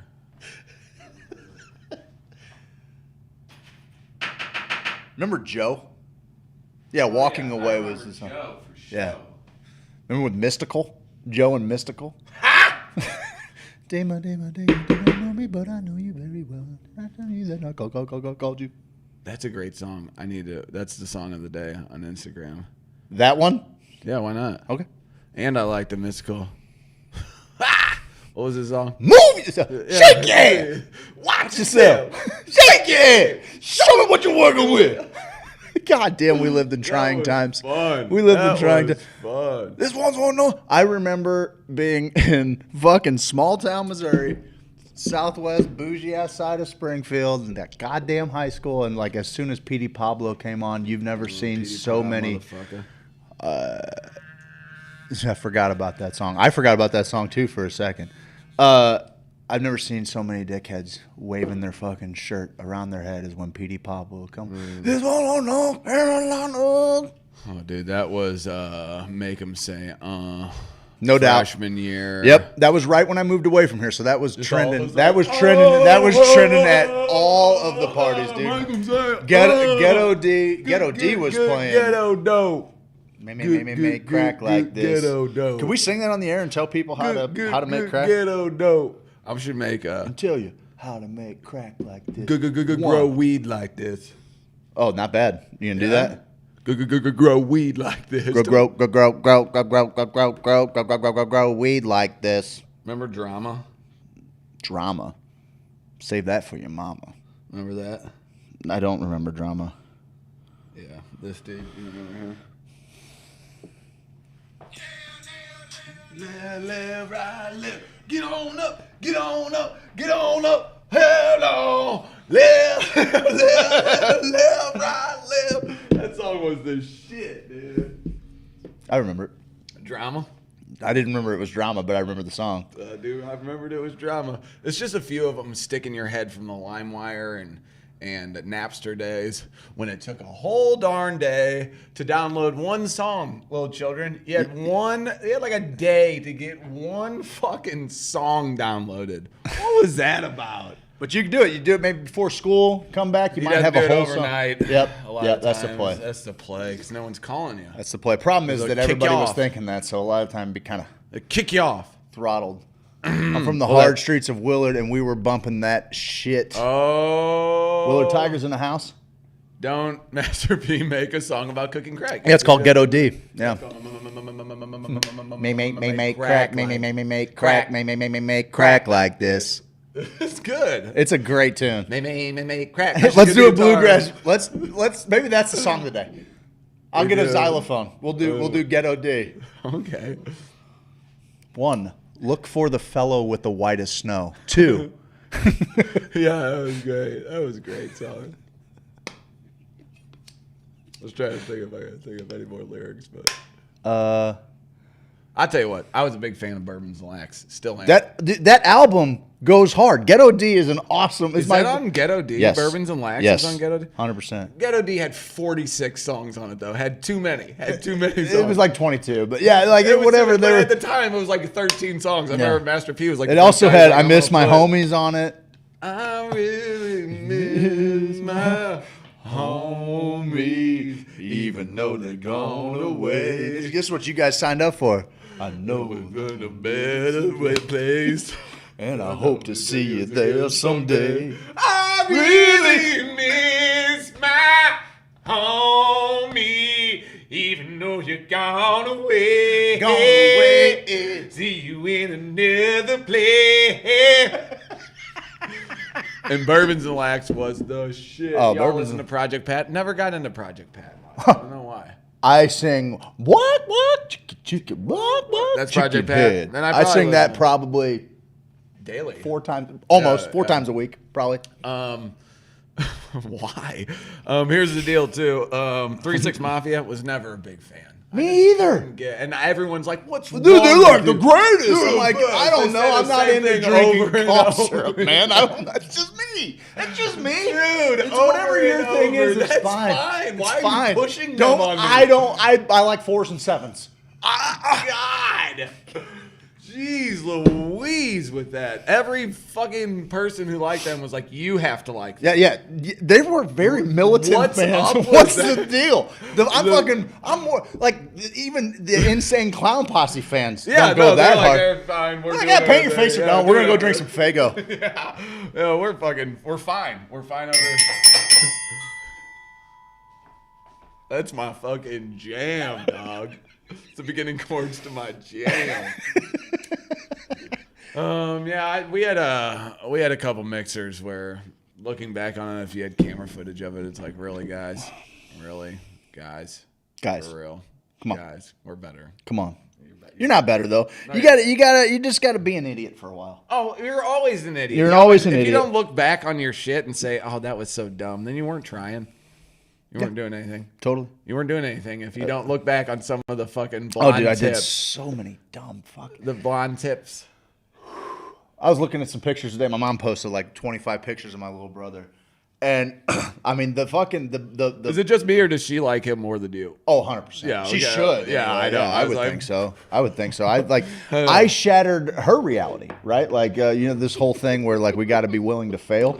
When her first kid just came out the gate, and she was just like, well, fuck. I guess I'll try a couple more times. Anything's got to be better than this. You know. This little freak. Anyway, Mary Margaret's mother called a house. I love that you're like, the Sheila smoke called got me. in my eyes. I did that 100%. Why are your eyes so red? Well, because I was sitting in a room playing PlayStation, and there was so much smoke in the whole room that it just burned my eyes. But I like allergies. I'm an athlete. I would never do that. You straight up lied to her. Oh, I fucking lied hard. Oh, me too. I lied so hard. My brain just immediately goes, Gavin Menzies brothers. I was like, what? Name one. They were like, Family Feud. We're both sitting at the thing right here trying to, they're like, name one person you know who smokes weed. Gavin Menzies. They're like, oh, that number one answer on the board. That's the number one answer. Every kid in this neighborhood surveyed said that. Yeah. That ain't bad. Neighborhood Family Feud. Oh. Tech Nonsert. This is tech nonsense. Tech nonsense or tech nonsense, bud. Tech Nine's the greatest rapper of all time. I'll say it. 17 by myself. Oh, I've gone hard at some Tech Nine concerts. You had a fucking Deems experience. Queeve had a Deems experience with Tech Nine, didn't he? Yeah. Yaza. Wild. Yaza. And I'm like, yeah, Schmongel's a little much. It's like, really? Yeah, okay. Black. Black. It's a demon inside you. It's one of those songs. Yeah, so, but even like at the concerts, having a few experiences at the concert, he paints his face. Mm-hmm. And it's a full-blown experience. Have you ever seen him? No, I haven't. I think he still goes pretty hard. Yeah, I think so. He's a weird guy though, because I was like, it'd be cool to get him on an interview, but he's a hard energy. I feel like a lot of interviews and I've watched him in some interviews. I think he's intense. He is intense, no doubt about that. Somebody messed up one of the songs at his thing, and he went over and beat him up one time at a concert. I would too. He threw him. He's like, "You messing up?" Somebody like got on stage or something and like bumped into some sort of wiring, and it cut shit out. And he was like, he was singing "This Ring" where he sits in like a chair. I've seen him do it before, and he's like, gets up and he's like, fucking looks over, kind of like when Maynard fucking beat that guy up, choked him out, and then rode him for the rest of the song and sang into his face. So fucking hot. That was awesome, dude. That is the ultimate fuck you. That guy had to love it though too, which is he got fucking manhandled by his arguably. Like if you're at a Tool concert, you're fucking you worship them. Yeah. Like so, like pretty much the greatest experience you could have is Maynard fucking riding you. Yeah, screaming into your face. One of your favorite songs. It actually, if you like Tool, you're gonna like that. You're going to enjoy that experience. I was thinking about the other day. I was going through. I actually have a top 3 songs about fisting. Of course, who does? That's what I'm wondering. I was going to put it out there to the fans. What are your top 3 favorite songs about fisting? I would have to say, what's that one song where it's like Pearl Jam did a remake of it? When alone on that old night. Hold me closer just a little while. It's a good fisting song. Fist me in the morning and you'll make me feel good. At least I know my baby when I leave this world. That's it. That's probably top 3 fisting song. I would have to say, On Eagle's Wings is a good song that references fisting at couple some point. times. And he will raise you up. Almost to his elbow. It's a verse that they don't sing in church. Yeah, it's like 4th verse. It's kind of like it's kind of like Friends in Low Places. Yeah, they only pull it out in special occasions. And well, that's funny you mentioned Garth Brooks because I would say Rodeo is also another very good fisting song. 3 quality. Fisting I actually had songs about fisting, but those are great songs. It's just metaphorical. Fist too. They're good songs. To fist too. That's not what this is. No, these are songs about fisting. So I got Tool Stink Fist. My bad. Tool Stink Fist. Unbelievable. I listened to it the other day on the way to work out. Just gets me going, bud. I like a good song about it. 9 Inch Nails, Sin, great fisting tune. But I'm going to throw a dark horse at you that nobody remembers unless they were hanging out at Lilith Fair in the 90s. Melissa Ferrick, Drive. That song is a dark horse fisting song. No, it's a blatant fisting song. No, I'm just saying like not many people are going to know it, but the ones that do have probably been fisted to or have at least you haven't written this down as a blog yet, bud? No, I'll do it. I'll do it today. That's not a bad blog. I'll link it. Yeah. The top 3 songs about fisting? Yeah. Okay. That's something that'll And then get I'll picked interview up. you the best songs to be fisted too. Yes. It'll be a whole thing. Perfect. That's perfect. That's it's not bad. low budget. That's low budget. It helps me get my low budget. low budget. Low budget. It's low budget. Tool or Manson are great concerts for drugs.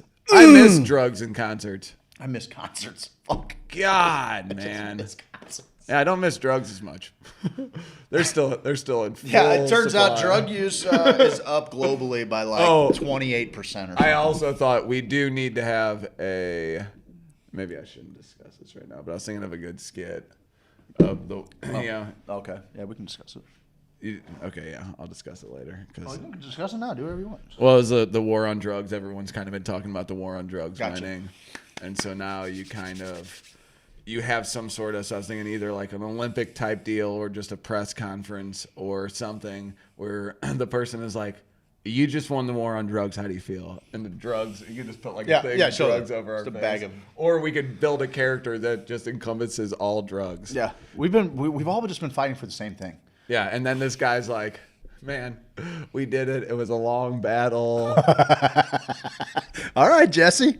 Okay. Best song to be fisted to by name alone, Master of Puppets. I'm not familiar with that, but I will look that up. I will put that on my.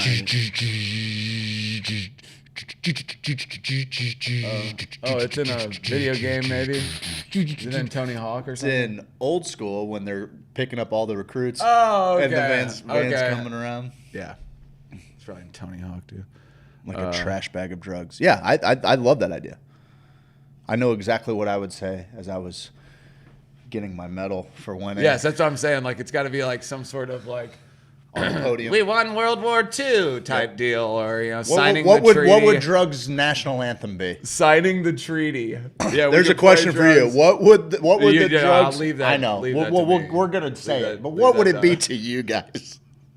You get it.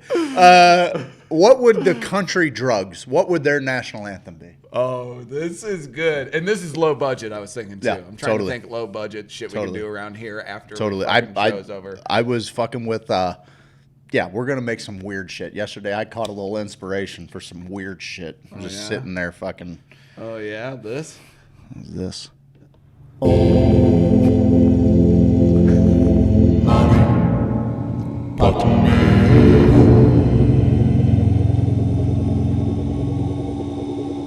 Yeah, that. This. That. Which is it?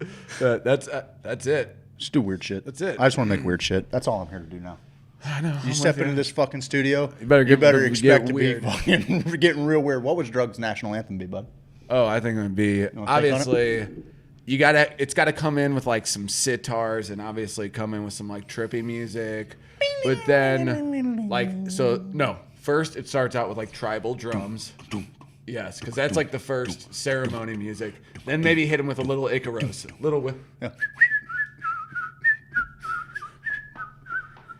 hit him with that. Then you kind of hit him with something like maybe a xylophone. Maybe you hit him with a little xylophone like that. Yes, then maybe a couple bells. Then you throw in a Mongolian throat chant. You're doing that. You're throwing that in the background. Now you start coming with some of the new age instruments. Boom, you hit a part where it's like a Jimi Hendrix type fucking guitar solo. You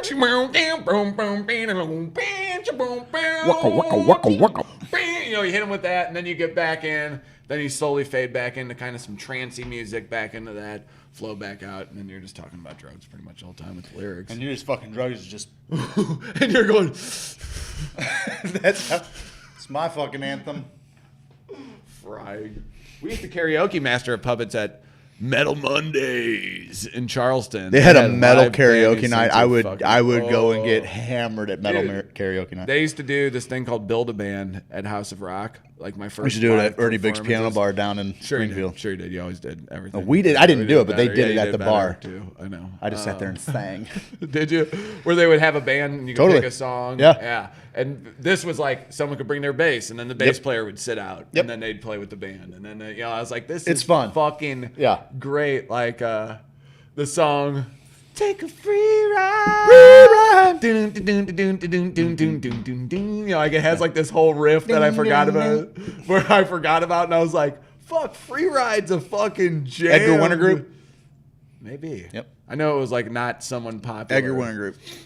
And then fucking this dude gets up there and slays it, and he's just having a grand old time with the fucking Fuck band. yeah, dude. And I'm like, yeah. And it's funny because I get up there and I'm like, hey, you guys know this one? They're like, yeah. What chord are you starting in? I'm like, or what chord are we playing in? And I'm like, Chords? Can you just minor J? Can you just follow?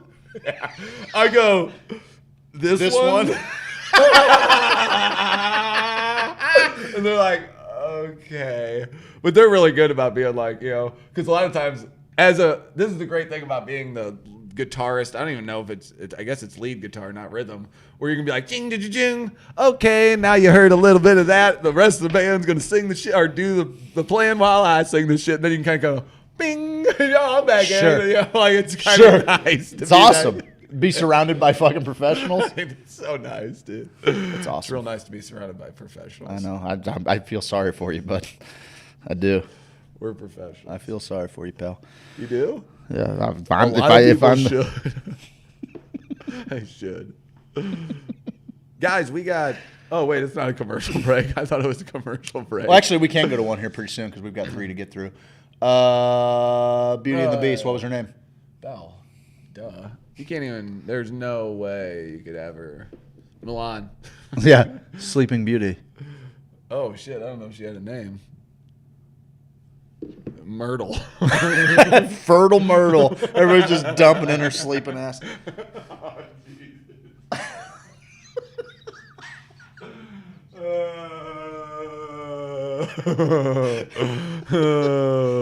Fertile Myrtle. If you can come up with Sleeping Beauty's name before I do, what's up we'll with give you a high five. No. What Oh, you fucking. What's the native hemp? What does it begin with? What does it begin with? A. Anna. Stasia. Not even close.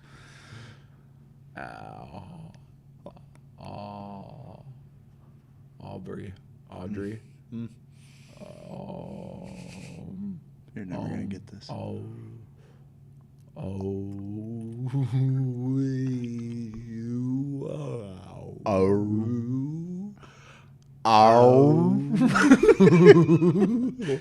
You ready? No, give me the second letter.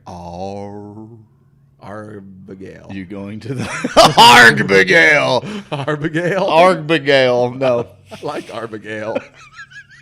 That's where Arby's came from. No, it's not. Yes, it is. No, the not. founder's Arbigail. name was Arbigail T. Johnson. He started Arby's. Johnson. That's a real. Yeah, it's good American. Story. Real likely story. It is. Actually, odds are. Smith. Aurora? Yeah. Oh, yeah. Uh-huh. Aurora. Princess Aurora. I knew that, actually. I've heard that before. You're a fucking liar. That movie's from before my time, though. So was Snow White, motherfucker. What's Snow White's name? Her real name. Her Christian name. I don't think she had a Christian name, which means she really didn't exist. She ain't going anywhere. She ain't going to hell. yeah, that's one place. You know who else went to hell? The other broad that ate the apple. You're out of here. Oh, yeah, Eve? Yeah. No. That fucking broad. Did they go to heaven? Nobody went to heaven before Jesus died. They all just sat in hell. No. Purgatory Is and that hell. true? I don't know. I forget. I was always fascinated about Like Jonah, that dumbass. Should have just stayed in the whale the whole time. Fuck, he missed out on that one. Could have had a little. He had a nice water little gig trailer. in there. Nice little gig. Water, just fucking hanging out inside old blue whale. That guy's gonna be eating krill. You can pick up some of the krill, eat the krill.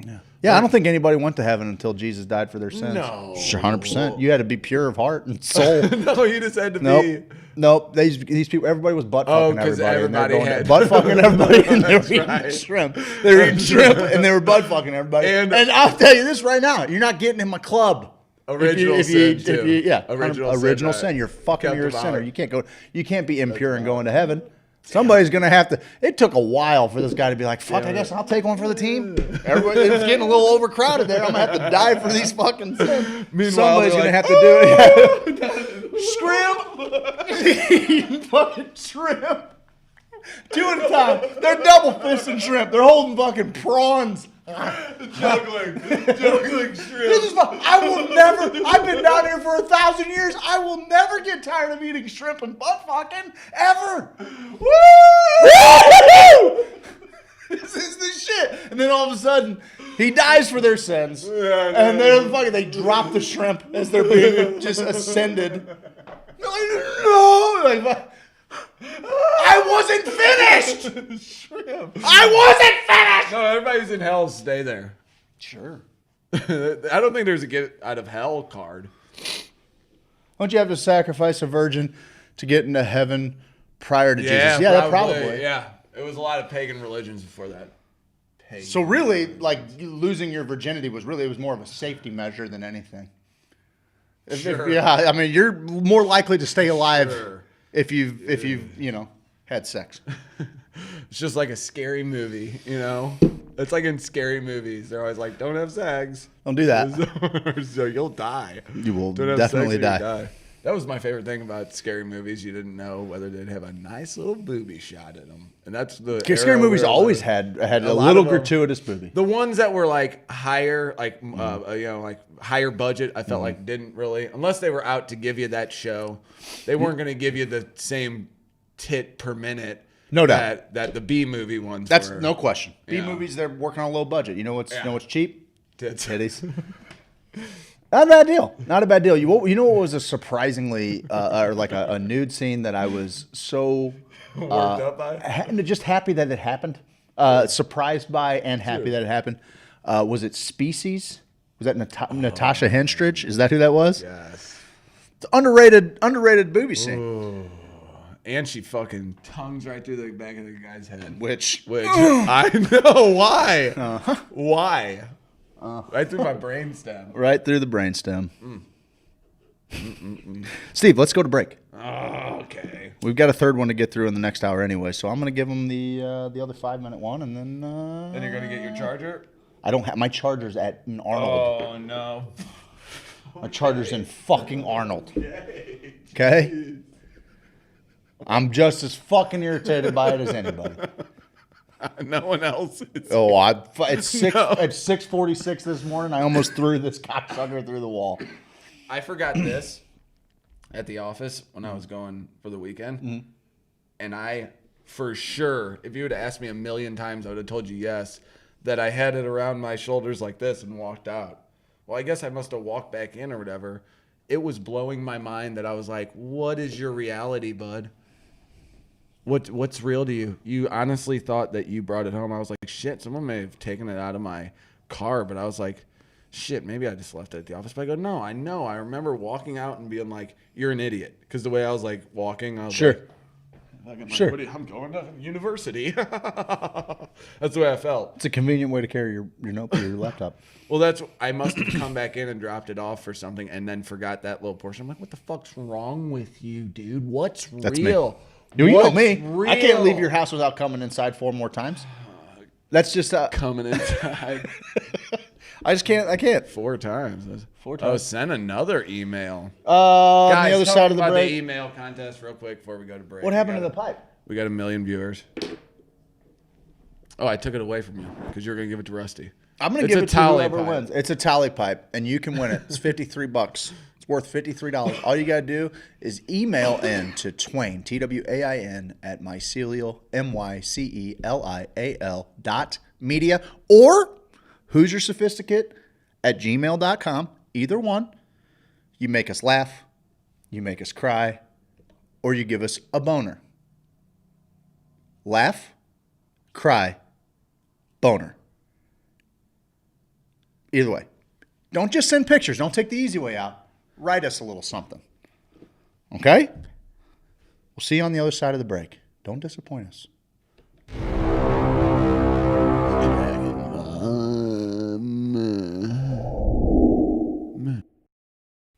I'm an outlaw chicken. poster like me, checking the swamp man for a pretty girl, being an outlaw in an outlaw world. Hey, I'm an outlaw, check it and see. Want a poster looking like me, walking my hound dog, surfing that swamp, catching crawdad do the sweetly stomp. Everybody do the sweetly stomp. It's a stomp, it's a wiggle, turn around, a little tickle. It's a stomp, move your feet, head on down to Sweet Leaf. Head on down to Sweet Leaf. Head on down to Sweet Leaf. Dude, man, get on down to Sweet Leaf Emporium and do that Sweet Leaf stomp, man.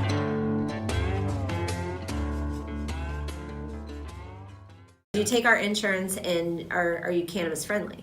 Yeah. And they all said no. And then at that last phone call, that 8th phone call, I was like, do you know anybody that is? I'm desperate. I've called 7 other people. You're my 8th phone call. Yeah. At this point, I'm crying my eyes out. And this lady just felt bad for me and said, hold on, let me call you back in a few minutes. And they called me back and they said that they would take him, but under a certain amount of conditions. And the main condition was that if they felt that cannabis was not working for him, then they would take him from us and put him in and Child Protective Services, and then they would take the other 2 kids too. Oh, because they were both underage. Then and we would be charged with child endangerment. So they'd go to federal prison. Yeah, we would go to federal prison. So we said, bring it on.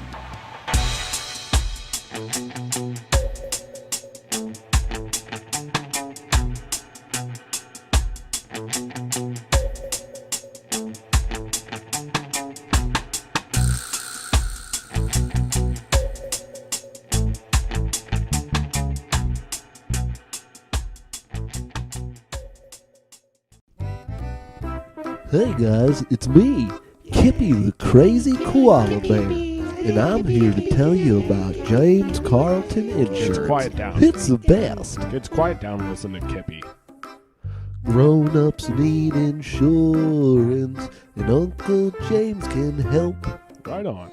Grown-ups need insurance. He's got the best reviews on Yelp.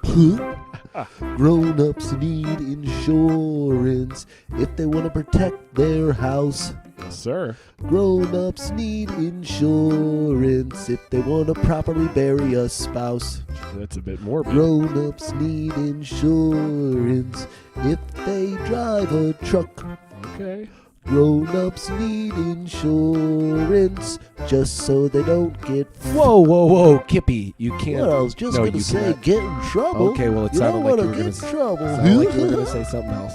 James Carlton, State Farm Insurance. You can find him online at carltoninsurance.net, or you can call him at 314-961-4800.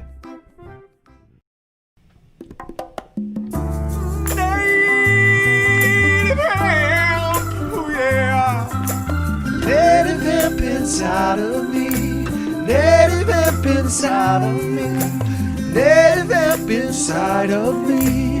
Native hemp inside of me. I got 1,800 milligrams going real good down my throat. When I wake up in the morning and I need a pick-me-up, well, I grab my bottle of native hemp and I splash it on my tongue. Lap, lap, lap. Native hemp inside of me. Native hemp inside of me. Native hemp inside of me. Native hemp inside of me.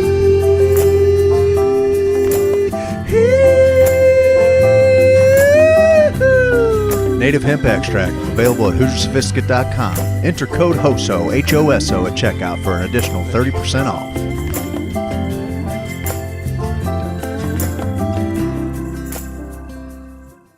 Hare Rama, Hare Rama, Rama Rama, Hare Hare. Welcome back, Hour 3. Welcome back. Welcome back, Hour 3. How you doing? Oh, mycelial media didn't work. Maybe you weren't doing it right. Mycelial. Not mycelial. I've heard that from other people too. So Really? We'll see. Oh, let's change everything we've ever done. Let's just fucking Let's give change up. Let's everything. give up. Let's just give Really? up. Sweet. I know Finally. you've been waiting. Finally. Emails are rolling in. Emails are rolling in, he says. They are rolling in. I got to share this. I joined a bunch of Twitch stream groups yesterday, so guess what? It's going to be about a lot of strange. Going to be a lot of strange up on the Twitch. Are you reading them right now? You can't pre-read them. You cannot pre-read them. Are you pre-reading them? I don't know. There's just... You're pre-reading them. You can't pre-read them. Was it a bad idea to go with sad? How are we going to transition out of a real tear-jerking story? And then how do we transition? A, how do we transition out of it? B, what if we're like, whatever? You know? We might be setting ourselves up for a bit of failure here, but that's what you do. You live. You laugh. Laugh and you love. You love. That's just what it is. That's life. In a nutshell. Yep, I did it again. 2 days in a row. I had my volume on. I'm with it. Hour 3, my favorite. Hump time. That's what Dennis and Mike's. Stay hump day, stay Thursday. What day is it? What day is it, man? I don't even know what day it is anymore. They're trying to coop me. Thursday? I think today's a Thursday. I'm going to, I'm driving to Rolla and then Jefferson City today. Oh, man. I get to go see, I'm going to go meet up with old Rachel Starling, who stars on the Weed, Weather, and Whatever show on Wednesday nights on the Missouri Cannabis Network.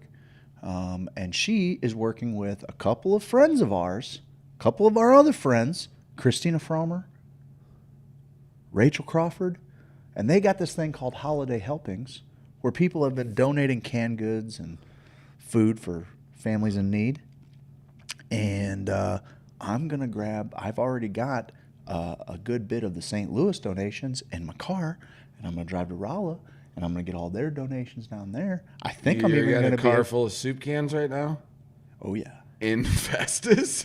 That thing's going to be overrun by the time we get out there. Why is that funny? That's not funny. It's kind of funny. So, and then I'm going to meet our friend Ashley Markham in Rolla, because she's got all the Springfield ones. And guess what, buddy? Why are you talking to me like that? I'm shooting over to Jeff City because I just want to shout out Rachel and Christina and Rachel, because I think that the Missouri cannabis industry has, if anything, if you know, at the very least, it introduced us to some fucking awesome people all over the state that are honestly just trying to do good, trying to be good in the community, trying to make a little bit of change, making small gestures that actually end up making pretty big and profound impacts in other people's lives. And I just think it's fucking cool, and people should sing their praises. Yeah, I'm super glad I know those people, man. I am super glad to Ricky and know Rachel those people. are fucking dope. They're so dope. And Chris and Christina, so out of this world. CJ and Rachel. CJ always going. kisses me on the neck. And it's weird. I've grown to like it. We showered at their house. Did you shower there? You and Brian showered there. Yeah, we showered there. And then you got rubbed down. It was nice. Yeah. Nice experience at their house. 100%. A bunch of CBD oils. I got bathed in CBD. You were covered in CBD. I was. It was like that. Seated flash dance yes. that you were going to do it with. Yep. Now it's, I don't know. Maybe. I could probably do it now. I think I've recovered. You should do a knee brace. I think I've recovered. I can do it. Wear that outfit with a knee brace. I'm going to. I'm going to look like fucking Kevin James out there. There's a good chance it'll fucking go. I will keep going. The song never ends. Your leg could be bending the opposite direction. You're like, gonna round third, baby. Never gonna give up. It's like, no, your leg's collapsing in the opposite direction there, bud. I'm good. No. Hey, Jason Kendall, you made it to first, bud. Roll off the field. That was bad. Happy birthday to Ashley Collard. Happy birthday. What should I get her? Blumpkin? Live, laugh, love, my friends. Blumpkin? You're disgusting, man. You're disgusting. What should he get her? I don't welcome all the new Twitch followers. We have a bunch of new Twitch followers. Welcome to Thunderdome, motherfucker. I shared this in a Twitch networking group, so it's about to get real strange up in here. God. Did you really? Yeah, I figure why not, right? Is that weird? Well, I liked it. If I was going to make a first, I was going to make a first impression, I'd probably start with the sex, drugs, and rock and roll segment. I want to let them know what's up. That's fair. I'm not spamming them. I'm just saying all these people better figure it out real fast. Yeah, that's all I'm saying. Real fast. Quickly. DC Dollar Bag. I can't. Why can I never say his name? Just like DC Aller. DC Aller 86. D Collar 86. No. DC Aller. DC Aller. He's Aller from Washington, D.C. He was born in 1986. Derek Coleman Aller. That's his full name. Don't out him. I'm sorry. Jesus, man. I'm sorry. We told everybody we weren't going to use their government names. And you did it anyway. Hey, guess who? Speaking of people we love, I got some beans from ORS, RS beans. I got some beans last night gifted to us. Can I... yes, I feel. Did you bring them? Oh, yeah, I'll bring them to you. Did you? No, why would I? I'm not bringing them to you. We're giving them me. We have so many beans. How many are you going to go fucking? 1,000? I don't have any more beans. You're out of beans? I'm out of beans. I got beans. I got beans on it. Yeah. This is the Sweat Hotel. I got beans on it, girl. This is the Hoosier Sophisticate Hotel. Prepare. I'm seriously curious about female Blumpkins. Seriously. Just to emphasize that seriously. No, I think it's not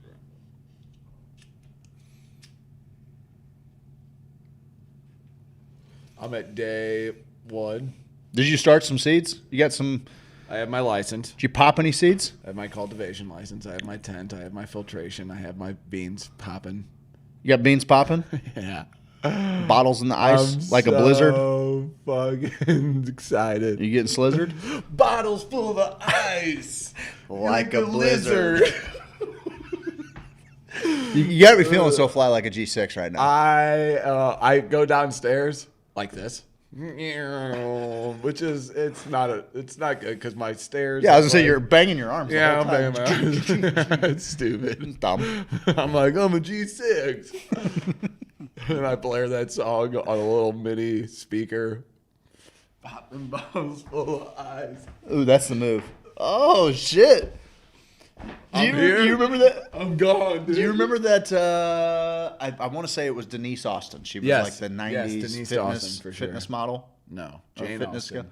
Jane Austen. No, Jane Austen was that author. Writer. Yeah. No, but there was a thing, and it laid out on the ground. It's about this big, and you put these little booties over your feet, over your shoes. Oh, I love it. Slide. Oh. Slide. Slide. And then it works that fucking too. inner thigh, bud. Works that inner thigh. I know how to work an inner thigh. I know. I'm just saying, maybe you want to get on the Slide and Glide 2020 and tone those bad boys up a little bit. I got a nice gap. I don't know if I can move lateral. You got a thigh gap? gap? You do not want a thigh gap, bud. A nice little gap. Did you see the picture of the butt posted as Arnold Schwarzenegger's? That's awesome. That was awesome. Why is that awesome? It was awesome. Why is that awesome? Why can't I fucking type? I don't know. You're figuring this out loud, bud. Yeah, Steve, you gotta stop smoking them beans. They're for popping. That's true. I smoked all the beans. You smoked the beans?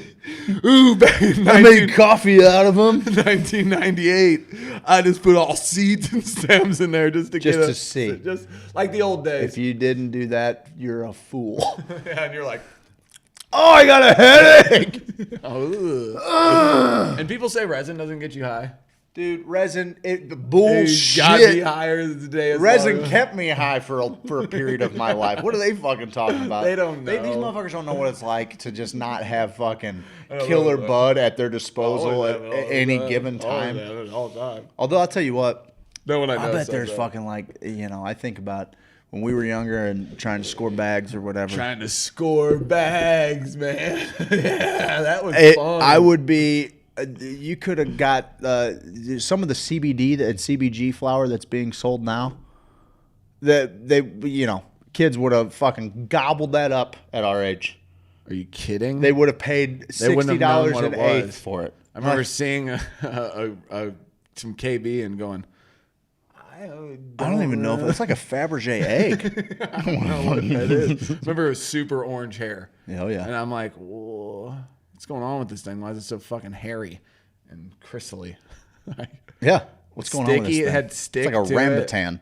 What's I'm wrong? gonna smoke a rambutan. I'm not smoking rambutans. Yeah, I'm not gonna do it. You might want me to. I know better. Have you ever had a rambutan?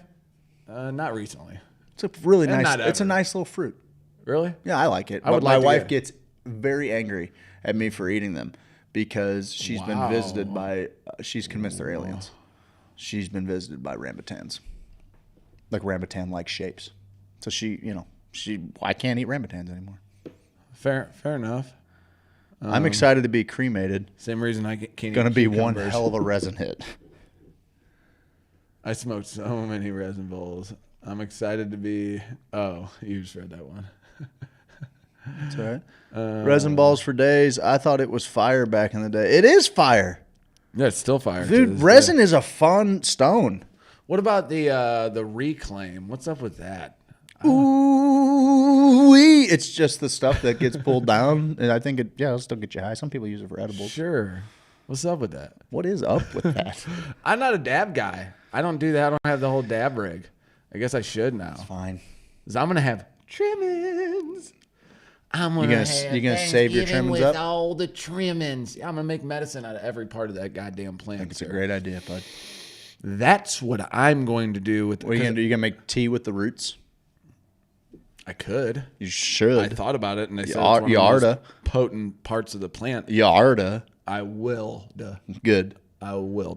And then you should. It's so fun because I read a couple articles, and thank God for Bo for fucking helping me out because I actually, and I don't know if he will do this for everybody, but I'm actually going to FaceTime him, and I did FaceTime him. I was like, Bo, help me, and he's like, oh, here, look at this setup in the store, and I was like, oh, that's because he was explaining it to me, and he's like, oh, because he's like, call me if you have any problems at the shop. Anyway, I know this isn't just like him being my friend. Sure.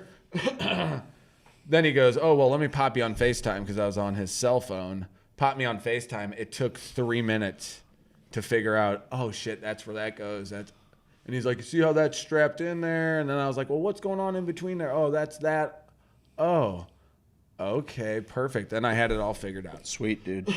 So now, but I'm already like, ooh, I'm popping beans. When do I add nutrients? Ooh, how much do I water? How humid do I keep it? What temp do I keep it? How do I run this fan? There's questions that when we were going through the Grow series, I had no idea to ask. Because I was like, yeah, if I can Ready to sit do down with that. them again and hash out some stuff now that you got a setup going? 1,000,000%. It's going to be next Tuesday? That's one of the bullshit ass things about our growing program here in Missouri. Fucking great. A couple bullshit things about it that need to be addressed. Yeah, we got to get to where other people can grow kids' medicine outside of just their parents. Sure. That's 1 a million. really restrictive fucking law. That's like, why wouldn't, like, even if you were good at growing a plant, like if I'm trying to get medicine for my kids, I want to be able to employ people that I know grow better medicine than me. 1 million. So that's just, it's just a fucking, %. that's a silly fucking deal. That's a silly deal. And the whole aspect of having your children and family involved. Because right now it's like, I have to keep it away from the family. I can have Jen and I can have you because I'm going to be your guys' caregivers, hopefully. And we can kind of go through the whole thing. But that's legality, just trying to be like, that way you can come see my garden. But Bo, I would have to put him on my thing to have him really come in and see everything. There's like certain aspects of it that it's like, why are we still writing stupid little subtle law nuances into this? I should be able to grow it. I should be able to gift it. And I should be able to involve my family. So that's the two parts I was thinking about: involving your family and involving a master grower. Yeah. That way if you're a farmer and you grow corn, you can teach your son how to grow. He can get on the tractor with you. You can teach your son how to farm corn. You know what I mean?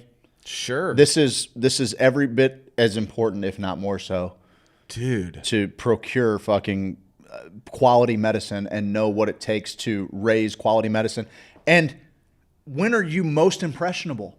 As a kid, you know? It's fascinating to see something you don't ever. You're all right over there. Yeah, I'm just stretching it out, You're bud. falling apart, ain't you, baby? I'm stretching it out a little bit. bit. Stretch it out? Yeah. Stretch it out. Stretch it out. I'm stretching it out. It's fascinating. I used to think people were. Yes, Casey, we have recordings. I used to think people were straight freaks and weirdos when they really got into all the strains and the cultivars and the F1, F2, F3. I'm like, okay, yeah, we get it. Now I'm like, oh, I get it. It's kind of like I'm interested in you knew Jeeps, teaching me. I knew Jeeps were a thing. I liked people who did the Jeep thing. Not until I went on a Jeep dirt journey down a creek did I go, oh, I fucking kind of get this club that's forming around this shit. Same way I assume with motorcycles. Like, you get to a point where you're like, oh, from afar, you're like, yeah, they all hang out and fucking do shit. And then you go to a party with a bunch of bikers and you're like, oh, I get it. This is kind of cool. This could be for me.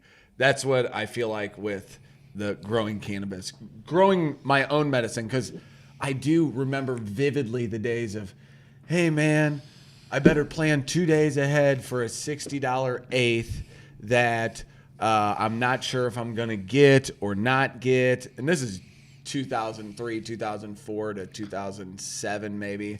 Then everyone who smoked kind of had a regular connect that you could kind of count on, but it still was a sketch whole fucking thing. Now that I'm able to grow this legally and fucking be able to see every day, because never ever do you see a plant in your backyard, you're like, it's an inch taller today. Dude, my dad was that dude, and I just never got that thing. I never got the green thumb thing. Dude, it's in you.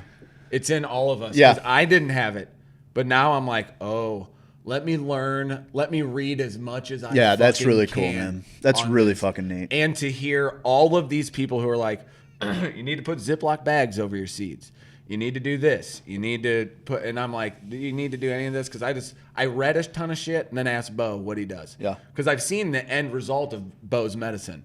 Totally. It doesn't get any better to me. Like, Yeah, sure. Out of all the places I've been, a couple of what he's grown, the look of it, and the taste and everything of it, like our smell and all that stuff to it, it's like, holy shit, man. Yeah, you can smell this. You can taste through smell. Yeah, exactly what I meant. The taste receptors to my nose.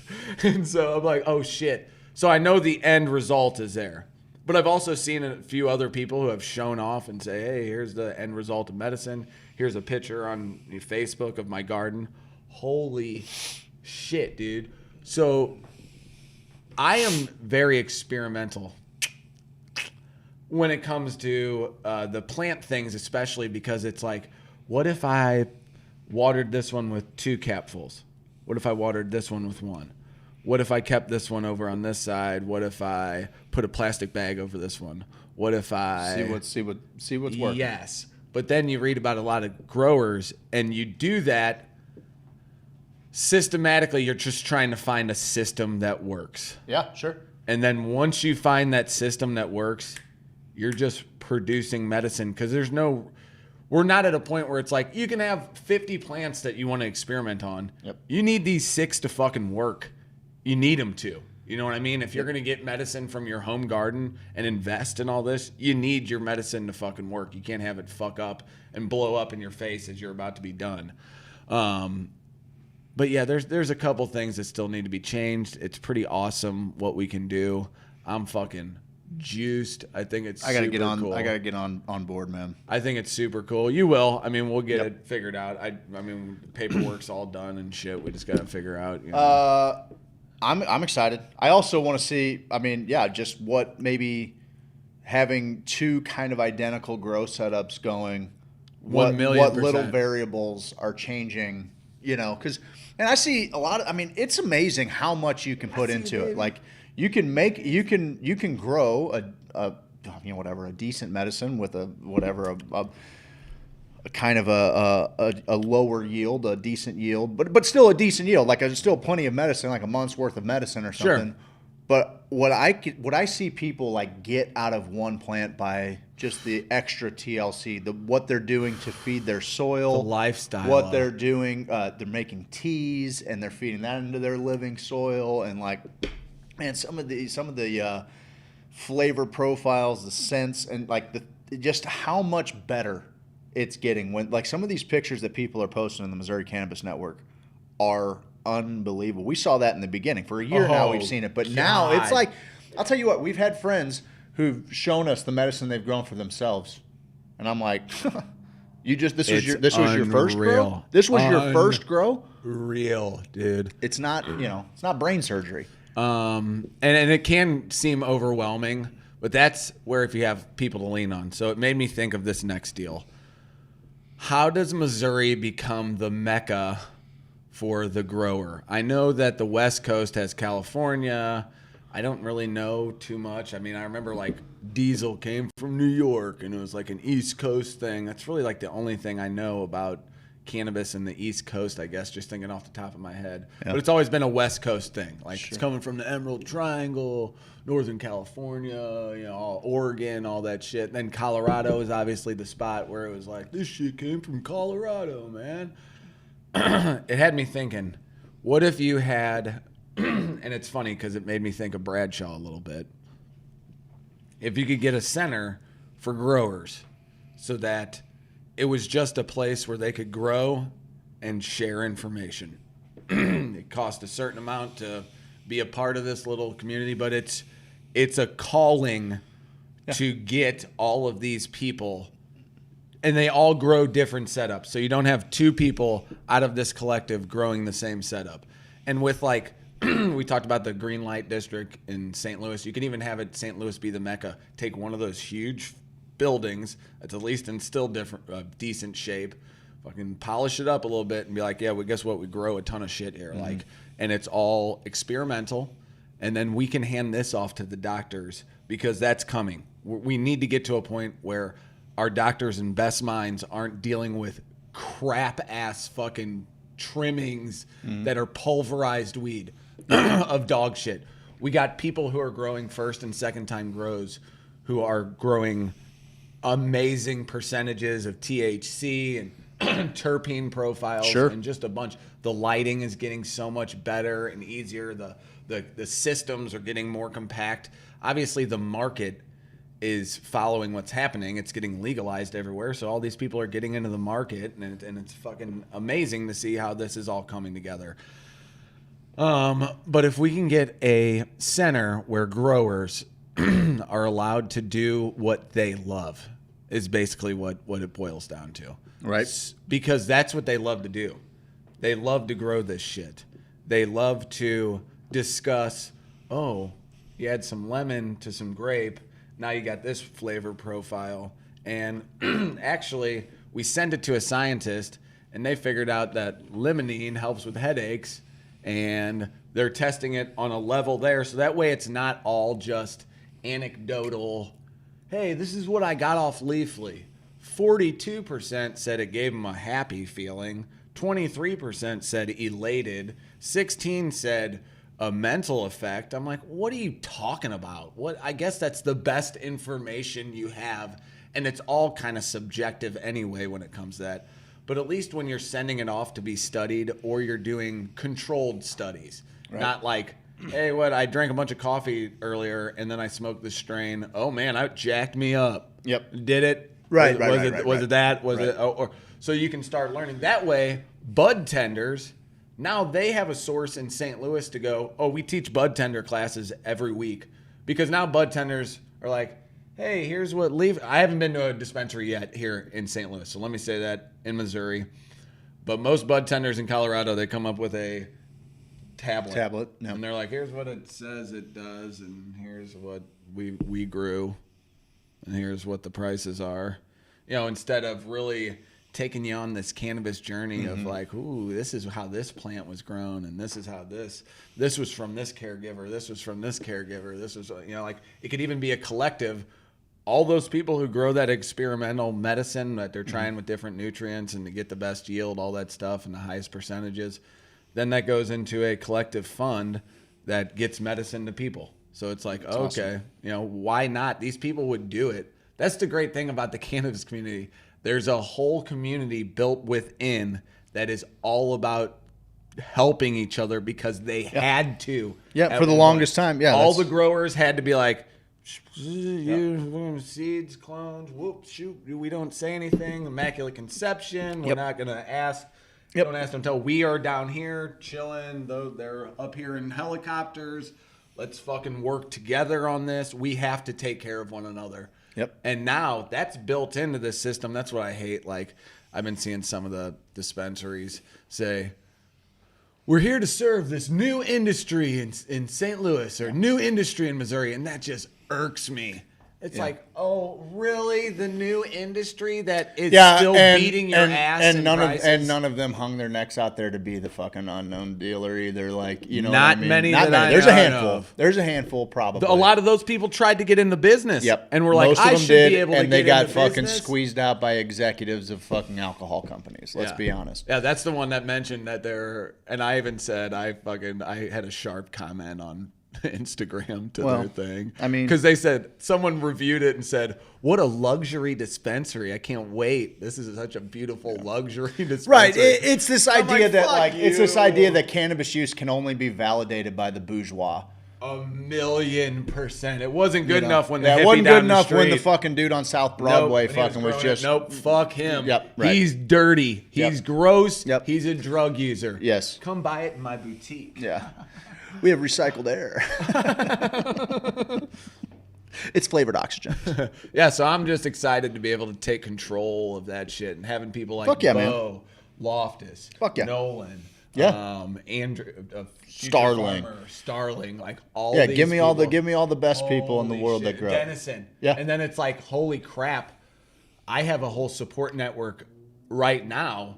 What if we created this thing that? Because I think it'd be. I want to put like St. Louis and Missouri on the map. Dude, we I would talked love to. about legacies and stuff. Mm-hmm. I don't know if this would be a legacy, and I do have a drive It would to be be if you- like, it would be if be you like, hey became a- man, remember that thing? And it's like, do I kill that, or is that part of my drive? You know, I struggle with that all the time. Like, hey, we did that. Look at what we did together. Look at what we accomplished together. I get off on that. Like, I love when there's these big projects No that doubt. people all work on. I'm like, fuck, I wish we could do something like that. No doubt. And we do that on a Sure. little community, On a community smaller level. scale. Yes. And it's like, well, fuck, if we could really get that hive mind started, and then you get, grow companies that want to start giving these growers their products to show how they grow. Then you get media companies in there who are kind of YouTubing each different grow, how it's going. It's just a university of growing and studying this medicine. And then you have an industry that blossoms out of that in itself, that people can go there to learn, people can go there to grow, people can go there to get video footage, people like, it's this whole industry that you could fucking formulate out of all this land we have here in St. Louis that's readily available for all of these investments.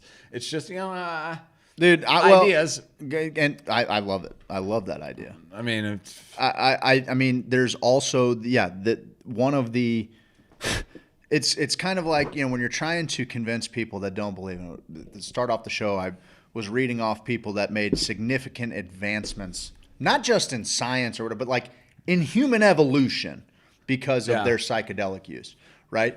But yet we really, it used to just be dirty tripping hippies before before fucking, they started running, before Gwyneth Paltrow fucking had the Goop Lab on Netflix. Which is great. Like, I want as many people talk. It really is. Like, I want as many people talking about it as possible. Yeah. But it's the same idea that, like, it's not okay until some fucking $400 an hour therapist says it's okay.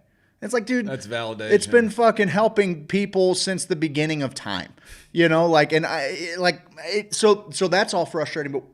But with cannabis, specifically, there is a huge economy attached to it, and there can be with the decriminalization, descheduling of all drugs.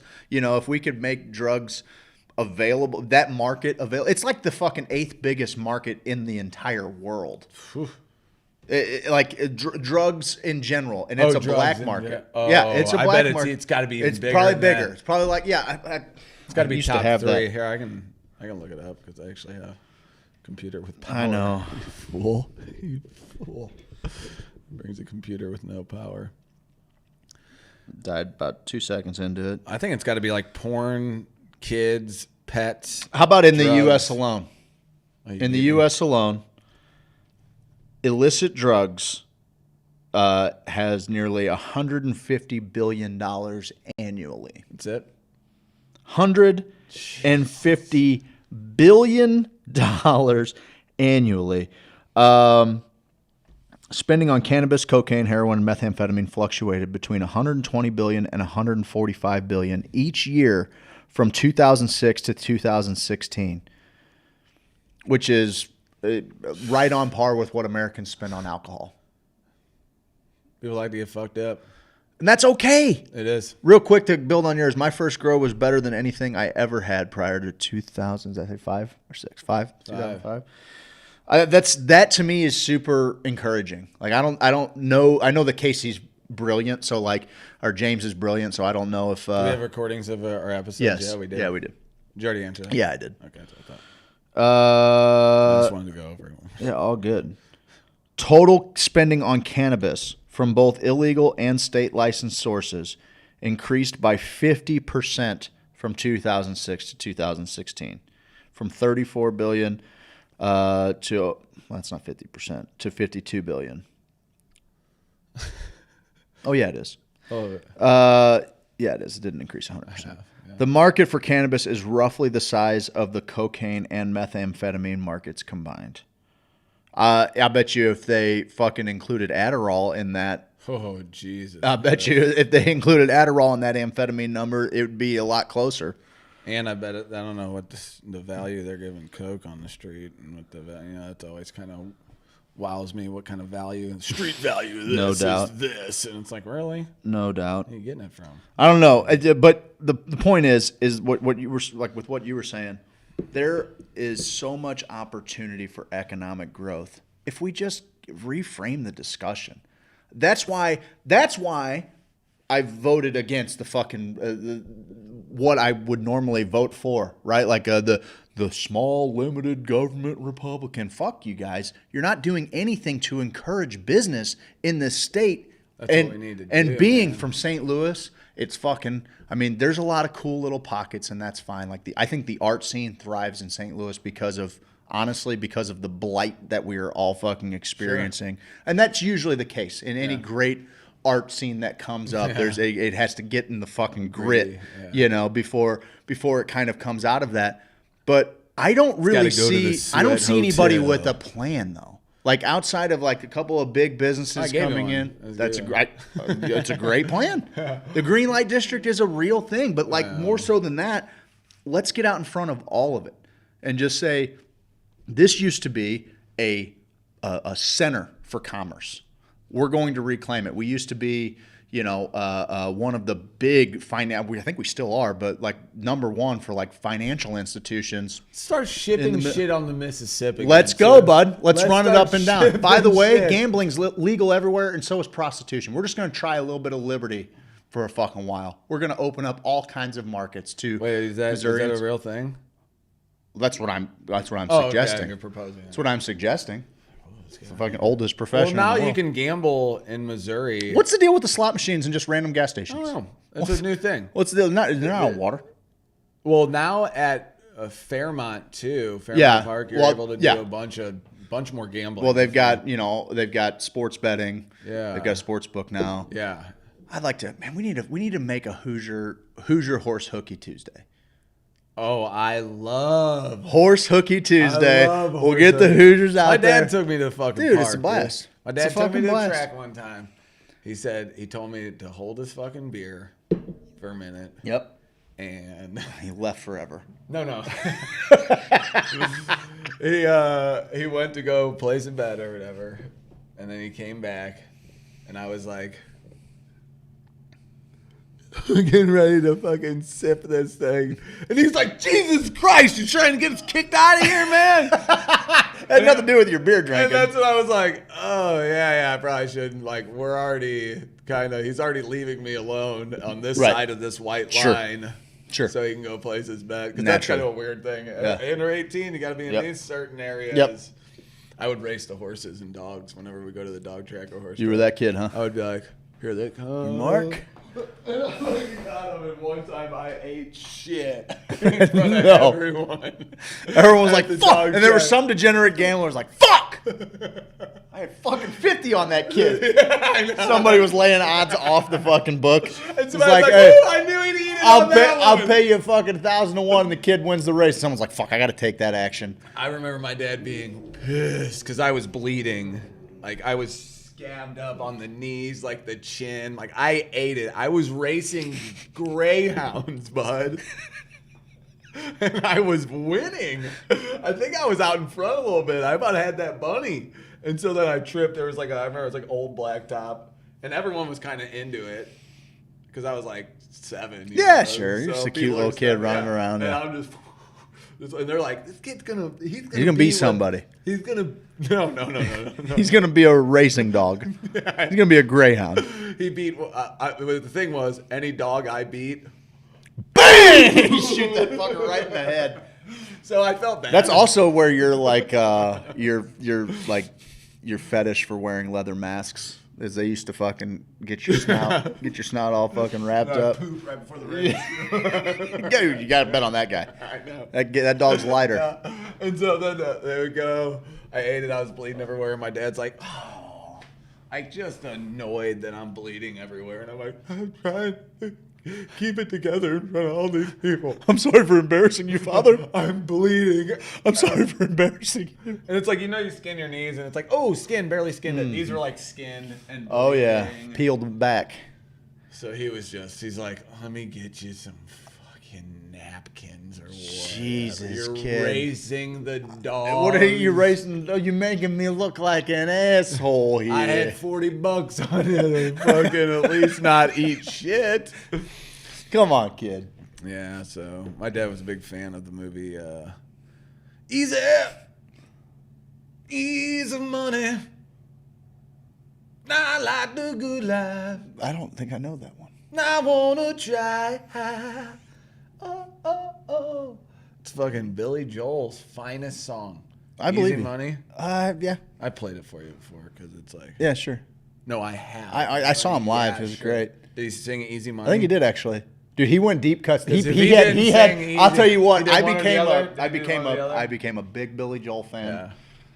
Yeah. That night in particular. There's a handful of songs I Billy Joel love for. Billy Joel. It's great. He's fine. No, he's great. No, he's fine. But I go there. We're at Busch Stadium. It was the night that the verdict was coming out on Darren Wilson. Cool.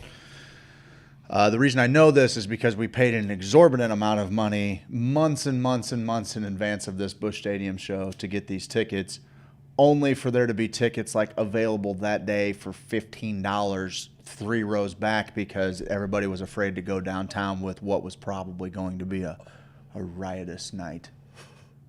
Oh no, buddy. So we go down there, and he's doing the pick one, but he's evil. He's throwing fucking Piano Man out there and Uptown Girl.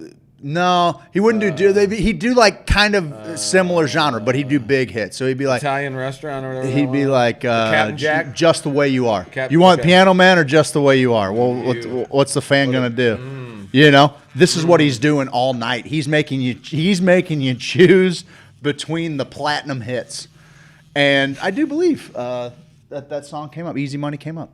You're like, play them both, Billy. That's exactly.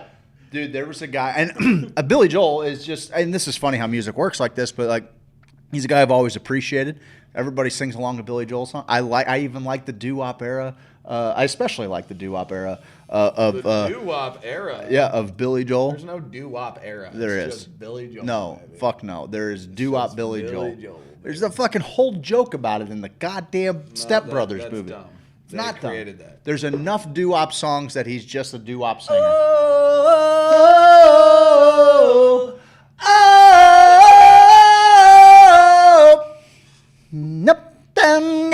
That's his only doo-wop song. I don't fucking care. Anyway, there's this dude 2 rows in front of me. My point is that Billy Joel is just somebody that's just on the radio. He's fine. I like his music just fine. Yeah, like he's fine. You paid $500. Paid a lot. Paid a bunch because my wife loves Billy Joel. But I don't know anybody that like fucking like knows the deep Billy Joel cuts. I just don't know them. I don't know those people. You're sitting next to I don't one. know the people that know the deep Billy Joel cuts. I'm just telling you. So there's this dude that is like 3 your rows, wife. 3 rows in front of me. There's a dude that's 3 rows in front of me. Yeah, she knows way more Billy Joel songs than I do. I know like 4. He's fine. He's fine. He's I think I okay. got a ride after this. He's fine. I gotta go home though. Kind of a cool guy, you know. Pretty neat guy. He's cool as shit, dude. Pretty neat guy. What's your deal with Billy Joel? Why don't you like I'm a fan. I dig him. But You're there's a not dude. acting. There's a dude 3 rows in front of me that didn't miss a word all night. Had Billy Joel T-shirt on, which that's a little fashion faux pas there. But I was just impressed. I was just impressed that there were Billy Joel shirts. Really? Yes. Yes. He doesn't seem like a guy to buy a shirt off of. That's where I'm at. I get it, it's fine. Like there's probably Bruce Springsteen shirts too, which is mind blowing. Not because they're not great musicians, just because what the fuck are they doing on a shirt? Because you like to wear their stuff and fine. say, "I've been there. I've been seen that through it. I have. You've heard they did a bunch of Piano Man. You've obviously You ought to heard. know by now, Steve. Uptown Girl. Yeah, it's great. We Didn't Start the Fire. Great tune. Not bad. No, it's great. Only the Good Die Young. Oh, he'd put that up for the longest time. That's kind of doo-woppy. That's pretty doo-woppy. Still rock and roll to me. Great tune. Great tune. Uptown Girl. Yeah, he's obviously. gret. Look, he's great. Moving out. I'm moving So he out. put like moving out up against. It's great. Come on. Get. You gotta know by now. She's Always a Woman. Scenes from an Italian restaurant. Just the Way You Are. Did I say that yet? River of Dreams. In the middle of the night. My fucking jam. I've been walking in my sleep. Talking in my sleep. Through the valley of the trees. Through the river so deep. That was my shit as a little kid. I bet it was. That was my fucking shit I've as been a little searching kid. for something. Searching for something. Something so hard to find. Hard to find. It can only be by the light of the fire. In the middle of the night. In the middle of. I've been walking.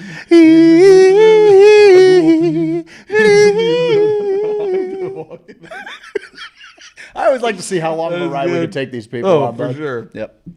I mean, He's got great. so many Dude, he's good great. songs. I'm just, he's got so good. Tell her about it. Tell her all me will see. You know that one. Oh, too. I have an announcement to make. It has to do with one of our sponsors. We're going to go to a break here in a second. We have the Hoosier Matter of Sophisticate. trust. Hoosier Sophisticate has sold native hemp out No. of their bottles. What? There's other products on the website, but right now we have sold them. Those are out. gone? They are gone right I'm now. freaking out a little bit. What's he going to do? He's in the lab. He's pressing more. We're getting it all. He's making it. When? Should see I something need- pretty soon, but it is out right now. Hoosier Sophisticate bought him out. That's how good the deal was at $64. They bought them out. That's unreal. There's still CBG Keef. There's still some flour. There's still some other stuff out there. I think they're going to roll out some cream here pretty soon. We have sold them out of tincture for the time being.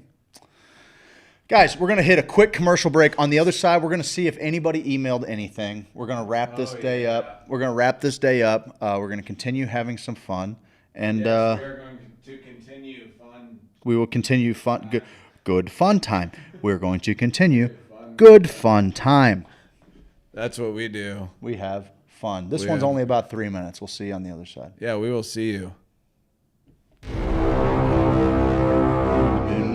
I go walking in the middle of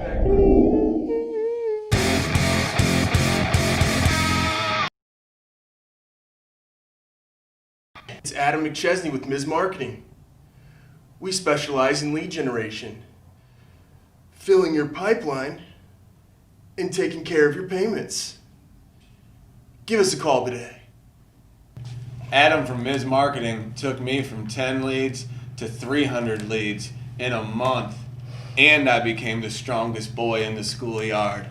He increased the revenue for my fit charter fishing business by 30% in 1 month. Ms. Marketing. What was that Facebook algorithm?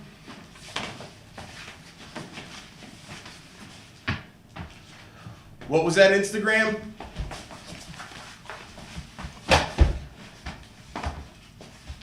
Ms. Marketing.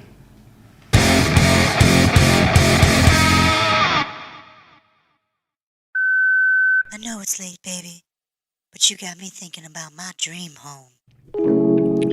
Yeah, girl.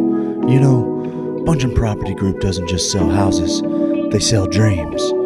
You know when the best time to talk about dreams is? In the middle of the night. That's why Bungeon Property Group is famously open 24 hours a day, so you can whisper sweet nothings in the middle of the night.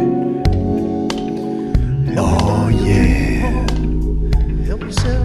Tell me all your dreams of white picket fences, in-ground pools, and I'll find them for you. In an area with a low crime rate, general proximity to nice parks, walking distance to the grocery store, easy access to the highways. A place where you can offer a quality education to your children, all while feeling safe in your front yard while they play. Let me talk that dream house talk to you. Let me be your dream realtor. Adam Bondre.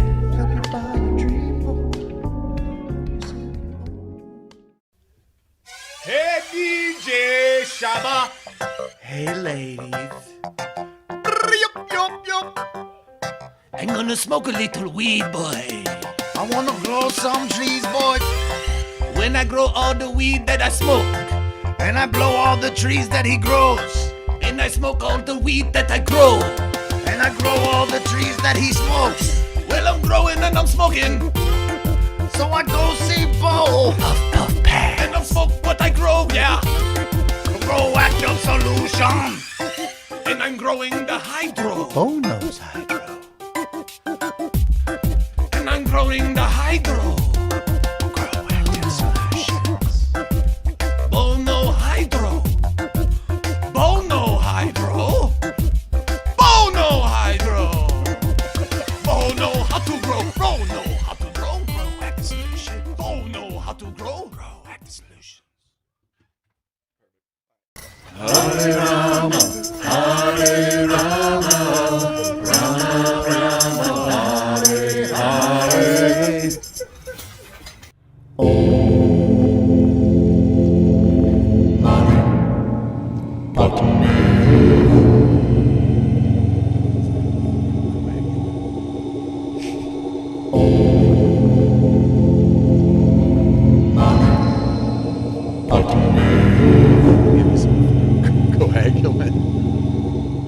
Welcome back. Hey, Sex, everybody. drugs, and rock and roll segment.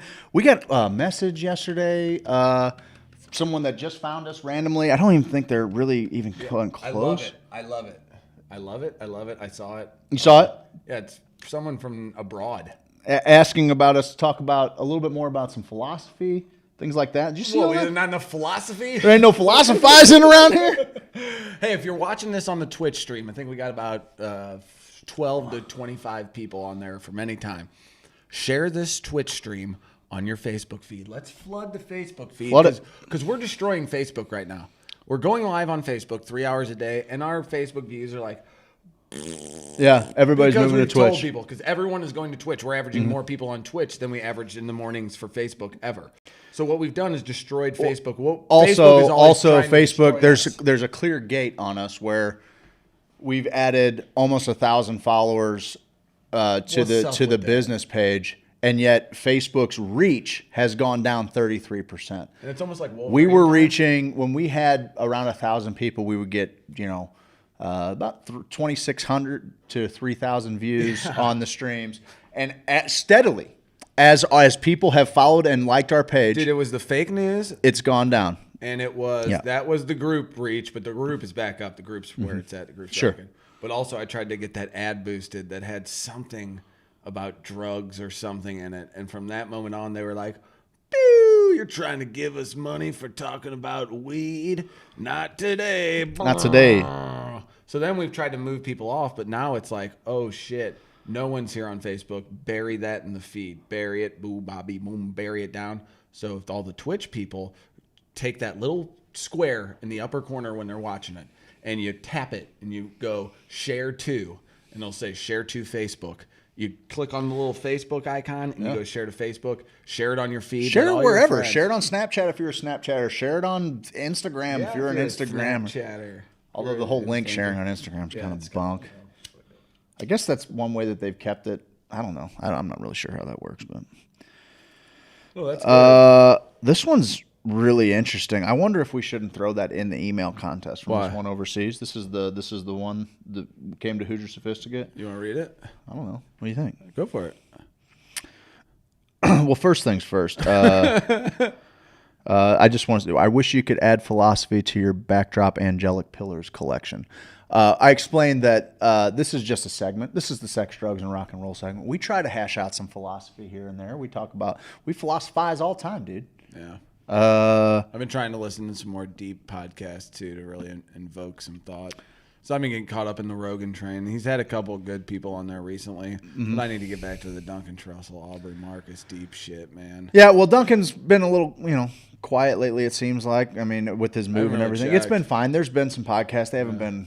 They've been fine. I listened to a pretty good Aubrey the other day. I think you listened to it as well. That was a pretty good one. I mocked it. I got. That's all right. I changed it. Did you? Oh yeah, I changed it that night. Wow. He couldn't live with it. Yeah. Couldn't live with it, bud. But this person is from the Virgin Islands, been there 3 years, and intellectually starving, and so that's why they tuned into the show. If you could take my SOS and transform it into a positive action that leads me down the bunny hole and along the yellow brick road towards some good old-fashioned cerebral stimulation, that'd be super rad. We'll try and do that for you. Thanks for reaching out to us. We're reaching the Virgin Islands, bud. Yeah. Yeah. Yeah. So there's so I kind of want to read this, and we'll just see. So they said maybe you should get to know us because I kind of explained to them, We do talk about these other things a lot of times on Monday nights. That's where it all started. It was like philosophy and dick jokes. It's what we do. If you watch the pre-reel, that's exactly what it says. First things first. Let me get to know me better for you. Okay. Dad owns a famous little party beach bar on Joost Van Dyke, which is the island Kenny Chesney sings about. That's awesome. And sister thinks they're the Antichrist. Mom's Australian and brother's schizophrenic. Sounds like our type of party. Actually. That's 100%. This is all. So really like to learn about political structure and the best way to govern people, especially on a grand scale. Mother and sister believe that a benign dictatorship is key. Just want to hear the pros and cons of each institution and decide for myself. Instead of college, I went to massage school. in Hawaii, and there are gaps in my education. I dare to gander that the copious amounts of THC and psilocybin, not to mention ayahuasca, and perhaps a touch of cocaine, but it's the islands. Our shit comes direct from South America. Just kidding. JK. I would love to tell you the answers to what the best system of world government is. We try to hash it out every now and then. I just think people are just inherently. I used to think they were good, but I went through the grocery store the other day and there's no toilet paper on the shelves again, Steve. So what I'm saying is, I got to figure it out. I think I'm wearing a new sweater. What do I'm you need putting a toilet C paper on my for? chest. I know. I got a bidet. I'm a pat dryer. It's not about me. Yeah. It's about. Let's get yourself an ass It's towel. about humanity. It's just about humanity. It has nothing. For once, I'm removing myself from this. I'm angry for You're the an people. alien. I'm angry for the people that don't have a bidet right now. Yeah. Okay. This is the filthy. world that you choose to live in. Yeah. Spend the $100. Yeah. Squirt your butt off after you please. get water on your poopy butt, because wiping it with dry toilet paper is for cave people. Don't do that. Those filthy fucking Charmin bears. Those filthy bears. They're like a bear's asshole is gonna even with paper. With A hairy now asshole. You're just matted.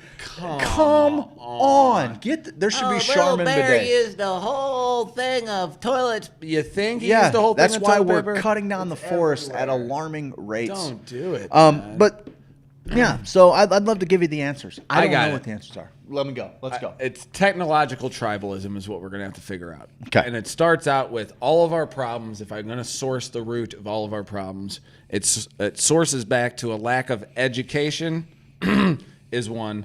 First, actually, it starts back to love as a baby. Okay. There's studies that show babies' brains grow differently when they're held more as children. Just fucking held. Yeah. Like they have baby holders in hospitals because of the science. They're like, if we leave this baby in a crib and just come in and go,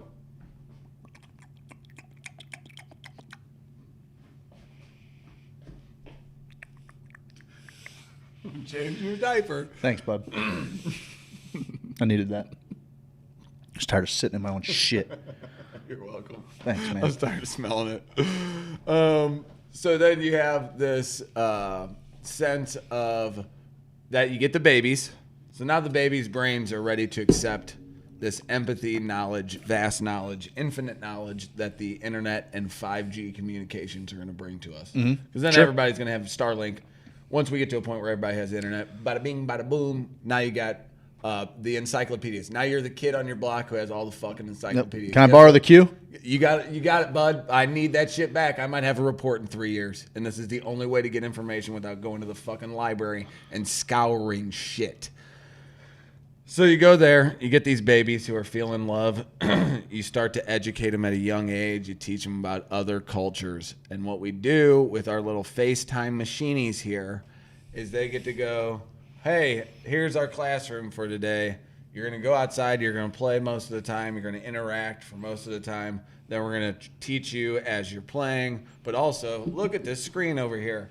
Here are kids playing in a park in Iran or Iraq or South America somewhere, Africa somewhere, Australia, wherever, any of the fucking continents, really, any of the continents. Put it anywhere, and then you go, oh, cool. And pen pals. Pen pal was a big thing for me as a young kid. So you have all of these communication systems. So kids are not only learning with each other and these centers of education, because the teachers are awesome. The teachers just can't get to everybody. So what you do is you have this school system. This is part of the education step 2. You have all these teachers who come in and they teach kids how to teach.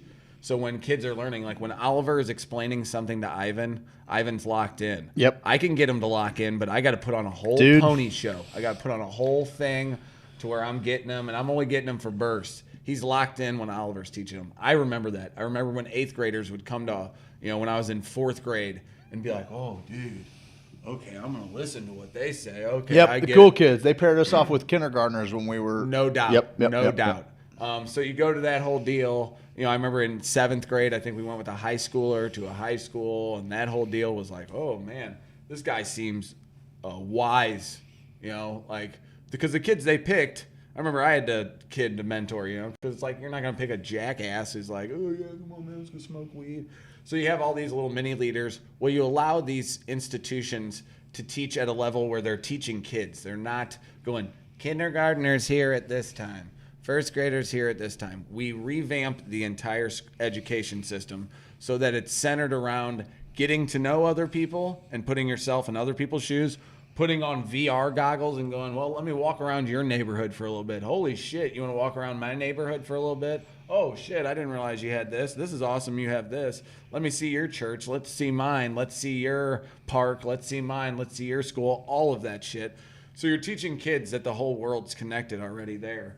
And then the third step is opportunity. You got to have opportunity for everybody. But with the advancement of the machines and algorithms and the inevitable loss of so many jobs, we'll have a lot more time that, like I said, the third, as part of the third step, I've talked about this before, is a overarching system that gets us all of our needs met.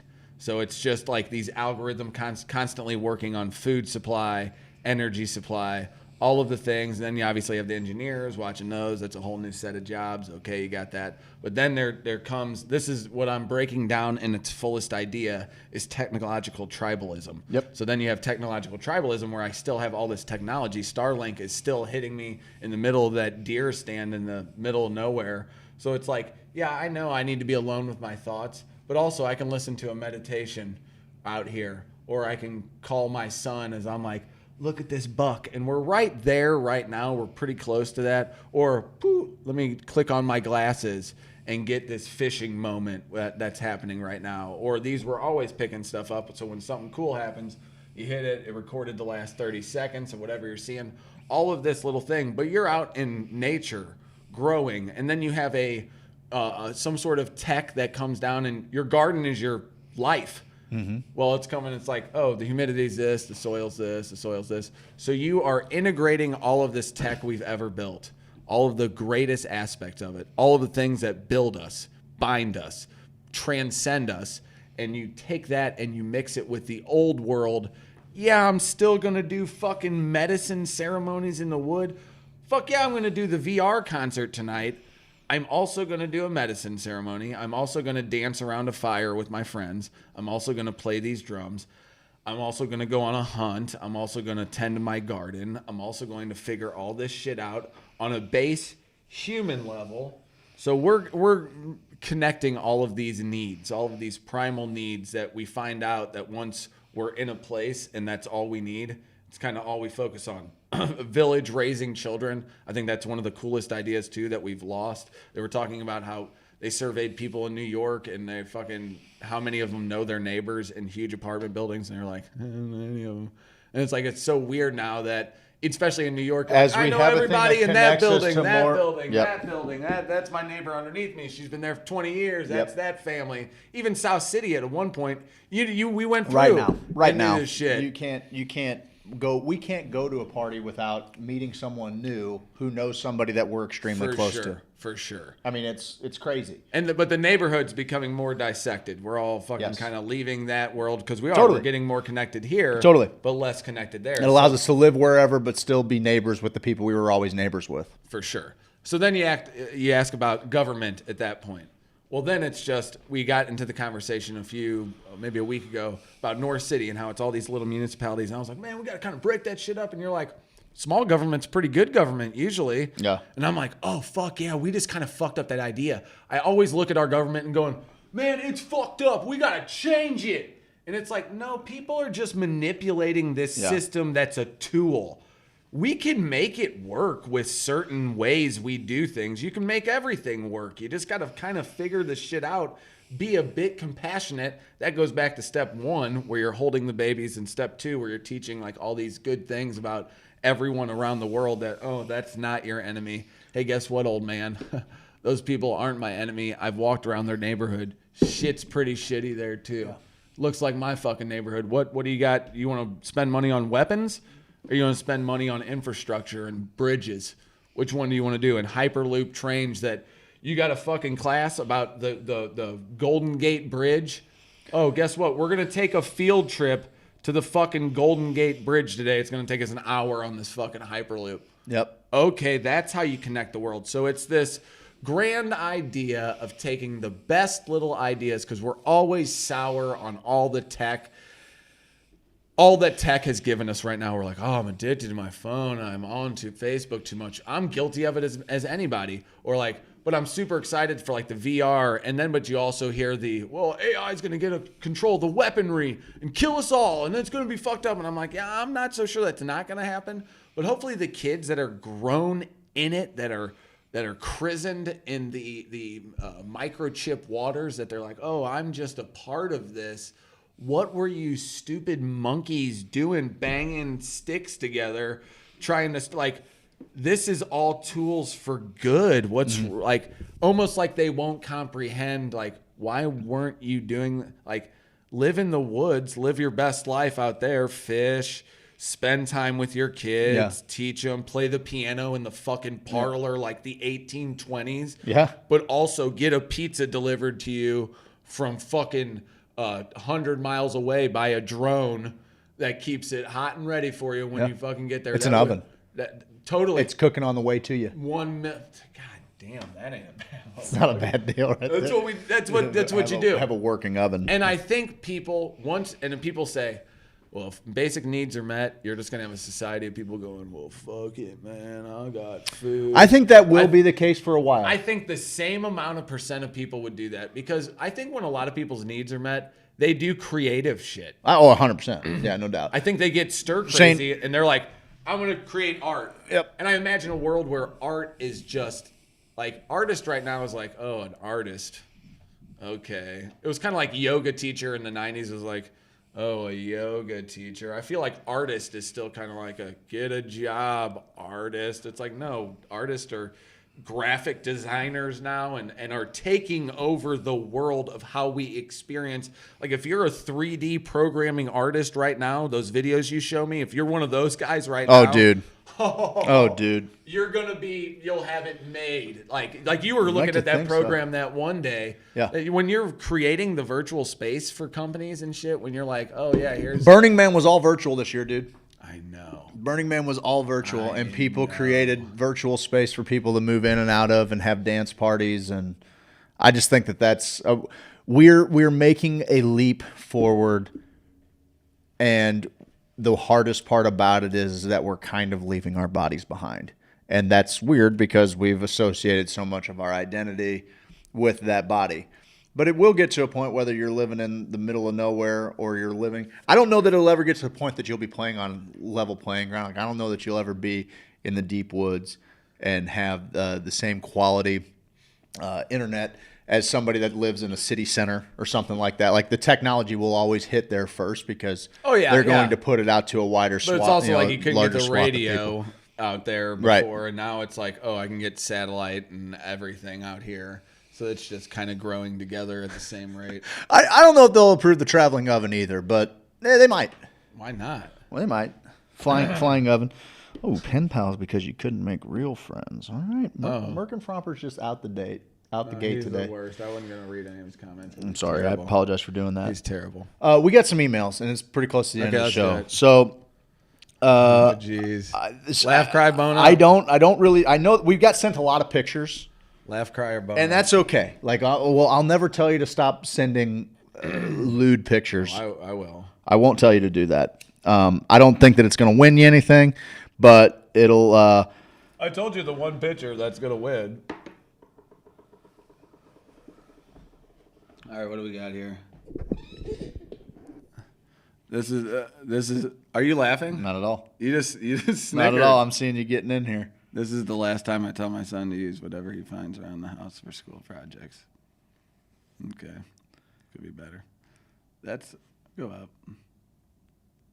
Not bad. Not bad. Not bad. Not gonna bone me up. Not gonna bone you I up. like where her head's at though. The head's in the right spot. Head's in the right. So I'm gonna knock out real quick. I'm just gonna knock out the couple of different visual ones we have before we get to reading. Okay. All right.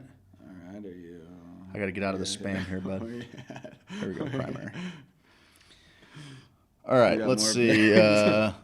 Nope, that one's not the picture here. Let's see what we got here. We're reading these emails. Okay. No, they'll have the ones that have image, but they'll have an image. They'll have an thing. image in there. All right. Okay. That's pretty Oh, good. that's really cool. That's cool. I'm more impressed with that than boned up. Sure. Not boned up.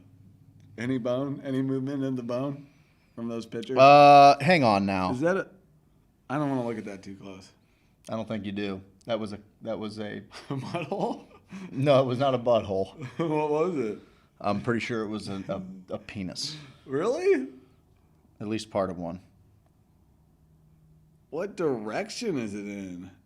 Jesus, I feel bad for like that person. That thing looked gross. Looks so gross. Read that one, bud. I'm gonna stand over here. All right, now we're gonna get to the reading. No pictures have boned us up yet. There is one picture that will bone us up. I have no idea who effed me. Come on. I have no idea who fucked me is the name of this email. Is this supposed to bone us up or make us laugh? I'm not sure. So I guess just be aware. Okay. Last night, this female was super horny and decided to do something crazy because her life is so messed up right now, and 2020 and all. I sent a mass text message to all the guys in my friend group and told them that one could come make coitus. Whoever came over to my place first. I'd leave the door to my apartment unlocked and instructed them to come to my bedroom, put on a condom that I left on the dresser, and CFM. What is CFM? Come fuck me. I would be facing the wall on my bed away from the door, so I would have no idea who it is. With my ass in the air, so whoever it was could just grab my hips. And this is very racy, Steve. This is very, very racy. I'm back here. I'm not sure. I'm back here in church. I don't know what you're saying up there at the front of the... So I sent this message out and turned off my phone. How long is this? I was so nervous, but I have to read it slowly because I have to make sure that I'm not saying anything that's just throwing me into I don't know what exists beyond the next sentence, right? I unlocked my door and left my bedroom door slightly open so they knew which one was my bedroom. Was she like in a fucking like a group home? Hey, take a guess. And like four people left their door that open. everybody's door's a little bit open and all of them have to be in doggy facing the wall. Not a bad group home. Like they just got a way of doing things. I got on the bed and assumed the position. I sat around for about 20 minutes and heard footsteps. Got on the bed, assumed the position. This is not that I know of. I'm not sure. Yeah, I'm not sure. The guy, whoever it was, came inside and locked the door. And I told the friend group that if the door was locked, that meant someone was already here. Whoopsie doodle.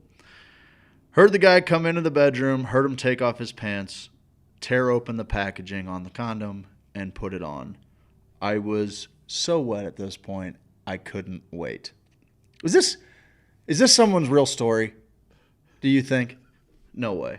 No, this is copy and pasted from Penthouse. Penthouse Forum? Yeah, if that's the thing. The guy proceeded to then get on the bed and... How long is this? This is the last paragraph, and I'm just not sure how graphic we can get. Rub his along my end. And after like 5 seconds of that, just thrust it in me. That's too much. It's too much for me. Be a little bit more like... Whoever he was pretty big. What? Come on, guys. Come on, guys. We were talking about erotic stories the other day, though. Yeah, I'm okay. Nobody's getting scolded here. I'm just trying to figure out how to read this. And Yeah. And because we gotta maybe allude to it. Yeah, maybe allude to more. Yeah, maybe like an AC/DC song. Like it's the, at 1,000,000%. It's all rock and roll, it's all euphemisms, all night, baby. and We're gonna party every day. Kiss.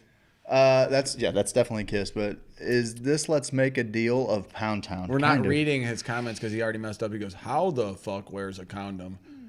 I lost my boner already. How the fuck? No, it's who the fuck, you moron. Merkin Fromper. Grab the hips, occasionally pull the hair. Okay, go on to the next one because we're going to be here for all day. We're at 3:04. We got to get through this. It didn't bone me up. It made me uncomfortable. Mustard on my feet says, I want the pipe. You can earn a chance to lick mustard off my left foot if disgusting. I win. That's disgusting. Yellow mustard? You like mustard? I like mustard. Mustard's fine. Feet? Oh, I don't know. You want to read any of these? Mm-mm. No? Nope. All right. That's fair. We got another one. My 2020 story. I don't know. Again, I have not even looked at this. I have no idea what I'm getting into. I do know that some people have penned some heartfelt. I'm laughing already, so you can't. This is. I'm gonna wait a second. Yeah, I understand. I don't know that this is. I don't know that this is meant to be funny. I have no idea. Again, this could be one of three things. I have no idea. No. I have no idea. It makes me uncomfortable. All right. This is just off the rails. Wait, these people. Let's shut it down. Sewer mouths, little filthy sewer mouths. They got sewer flies in their sewer mouth. All right, read it. I am and have always been the person that sees the silver lining in every situation and offers encouragement and hope to others until fucking 2020. All of the craziness in the world this year, it's been too much for me to handle, along with being there for others.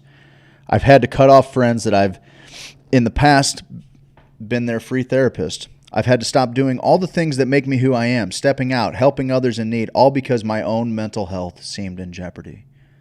After months of disconnect from everyone in my real life, the only sense of good in the world was through you guys and your show. About 2 months ago, we found out that we have to find a place to live by the end of the year. Due to COVID, the property management company that owns our home is selling it off. We're really struggling to find a place, and our realtor says we have to find something this week in order to close by the end of the year. We're first-time buyers, and this shit is beyond stressful. Not finding a place is the worst. Worrying where my kids will be sleeping in a couple months is unbearable. We've already told them there will be no Christmas this year because we need all our money to get a house. They seem to understand, I guess. Then it happened. My brother was incarcerated again and was facing 2 felony charges. His wife, unable or unwilling to help him out. I pulled my big girl panties up and did what I could to help take care of him. He's out now and has a lot of work to do, but is doing what he needs to. Reaching out and helping him has made me realize I need that in my life.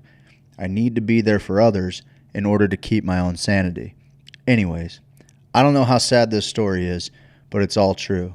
I also really want to thank you guys and your entire community for bringing me laughs and smiles this year.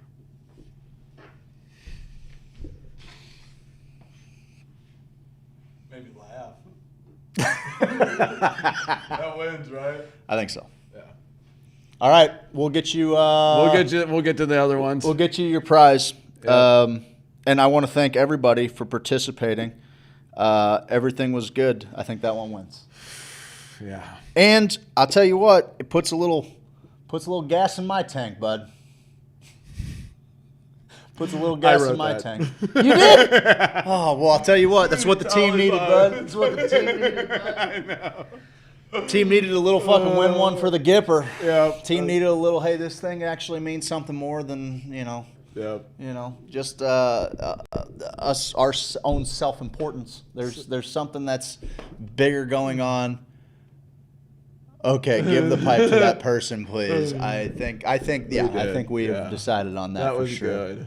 Made me feel warm inside. Made me feel a little warm inside too, and I hope that they're finding. I hope that they're finding. I know you will. And I hope that we can help you any way that you can, and you land on your feet by the first of the year. If you're ready to fire that realtor, just call Adam Bunder, and he'll get you in a house by the first of the year. We need to. That's why I just need some land, some tiny homes. I know, man. Just have a place where people can post up if they need to for a minute. That's the plan. until they fucking until they have a problem with people licking other people's hands, and then. Then we're gonna have to fucking We arm can up. figure Then out we're a gonna have better to- we're gonna have to method get though. Like your armed buddy up came in and had that whole and little get deal. armed. Just be armed. Here's the deal though. We're licking hands. How hard is it to feed a community of 50 off of a big swath of land? I don't think very. Really? I really don't. I don't think very hard at all. And if you had your food paid for and then got all of your energy needs from solar things that you guys acquired. You can also, I mean, a lot of this is going on, in the outskirts anywhere where, people are trading what they have for what their neighbor has down the road, for what the farmer down the road has. Like that's, I was just wondering, like, how hard is it for one family to provide enough food they need to grow and sustain their own Yes. food, raise their own food? Because it's amazing, like it's very doable, man. The Alaska shows when they get one moose, and they're like, "Yeah, we got 600 pounds of meat here." It's like, 150 is going in the deep freeze, 25 smoke a bunch of it. Yes, dude. It's like, what is going on? Like that seems sustainable, and I know you. Like I realize that's what Jenny said. I go, man, deer camp. Some of the deer camps seem miserable. Like I was going to fish, and I'm like. Even through the rain, and these guys are like, fuck, I gotta fucking sit in this fucking shit all day. And like two of the guys were like, where are you going fishing? Man, I wish I was fishing today. And I was like, yeah. And so I was like, look a little miserable. And Jen goes, well, probably some of those people are out there like, I gotta fill my freezer. This is some of them just what I have to do. Sure, some and of I was them. like, yeah, I forget that. Man, I've seen some nice bucks this year. Dude, what's up? with that? I've seen some people. Is that COVID? My uncle Tim took a buck yesterday. I mean, this thing was. Dude, I've seen a few pictures. Immense on this thing. Is that COVID? What, like not as many people out? Yeah. I can't imagine that. I would think more than anybody out. I mean, I don't know. I think maybe there's an uptick in deers I've seen on the side of the road. I feel like there has been. Think so? Keep an eye on See, it. this time, this time of year, I already live out in Hillsborough. that's So, true. like, after the rut, like, there's so many does. After the rut. After the rut, boy. During the rut. I put estrus all over my body. Mm-hmm. All right, let's wrap it up. Mm-hmm. Oh, man, there's another really sad one, too. Oh, we didn't get to it. Sorry. Well, I feel Your like life's sad. I don't know if I'm not sad enough. I'm joking. Oh, this is pretty sad, dude. Oh, maybe fuck. we'll have to find something to Read give it. her. Are you gonna read it? You think I should? Without the name? I mean, someone put it out there. Yeah. Someone put it out there. We'll figure something out. I'm just sending you an email about the truth. I'm a 46-year-old woman that is disabled and in a wheelchair. I have 4 kids, and now they're moved out, and it's so lonely. I have no friends. Fuck. I have no friends to talk to or anyone to come and see me. It would be awesome to be able to win a pipe. Thank you for the That was opportunity. actually gonna make me cry a little bit. But I have to laugh because it's. fucked I up. exclusively One laugh pe- when I cry. One people, I do, dude. My sister said she saw us in a meditation yesterday, 2 days ago, and she's like, she goes, I had this vision in my meditation about the whole thing was about the big cosmic joke. She goes, and you and Steve were present the whole time. She goes, and I saw your guys' place in this whole thing. It's to tell the cosmic joke, and I'm like, oh, thanks, sis. Thanks for giving this a little that's existential. cool. Thanks for giving this a little existential meaning. It means something to me because I'm just talking about come every day, and then people, fuck. We got to figure something out for her. We got to figure For the something cum? No, for this person that emailed. Oh yeah, no. We will definitely take care of them. Yes. But I exclusively remember people like calling to tell me like a friend from the past died, and I'm like uncontrollably Totally. laugh. It's a weird deal I got inside. Does anybody else do that? Uncontrollably laugh when they hear terrible news? I'm the kind of guy that laughs at a funeral. Did you just make that up? Understand That's what I so mean? good. You soon will. You're a mystic. Your words are glorious. You got a song in you today? I don't know if I have time for it. Okay. I gotta get back. All right, fair enough. What time is it? Oh yeah, it's 1:15. Yeah. Guys, we're gonna figure out something for that person too. Thank you for your emails. But don't just be sending in bullshit like, "Oh no, my dog left," and yeah, I'm gonna start to sniff out the fucking nonsense. That's a tough place to be, bud. Snooch. Nonsense. Bunch of nonsense, man. Snooch sense. Snooch sense. Dude, I'll tell you what. I think tomorrow's Friday. Yeah, sure. I think I'm gonna call up Bobby Battlehawk and see if he'll replace me tomorrow as a host. I think I'm just gonna have Bobby Battlehawk replace me as. Watch the show. Yeah, I guess. That's like the best thing we ever did. I think old Bobby's gonna have to come in. That's what happens. People get a taste of us, and then they get a taste of Bobby Battlehawk, Cookie the Dwarf, and they're like, "No, be them all the time." Be that thing. Be that thing that I tell you to be. Hey, do you mind if I take something that you love and kill it? It's Teen Wolf. Everybody wanted him to be the fucking wolf. He's like, I'm just Michael. I'm a J. fucking guy. I got a jumper. I got a jumper. I don't need to fucking slam dunk all the time. I got a fucking J. Well, might as well turn into the wolf and fucking dunk on people. That's fair. Might as well. State championship. Yeah, not bad. I would. Win in the end. They gotta win in the end.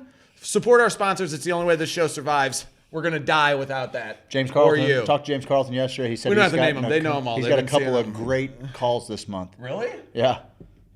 James is fucking. You guys are finally hitting him up. My cousin said he saved her a boatload of money. Buttload? A boatload and a buttload because she filled a load in her butt and then got on her boat and covered herself up with the rest of the load. What are you talking about? You brought up the buttloads, bud. I brought up boatloads. I thought you said buttload. I said boatload. Of course I went with it. That's what I do. I'm telling you. That's what I do, bud. Sweet Leaf makes this place possible. Make this whole fucking production possible. They do. I'm going to say it, okay? It's a stomp. It's a wiggle.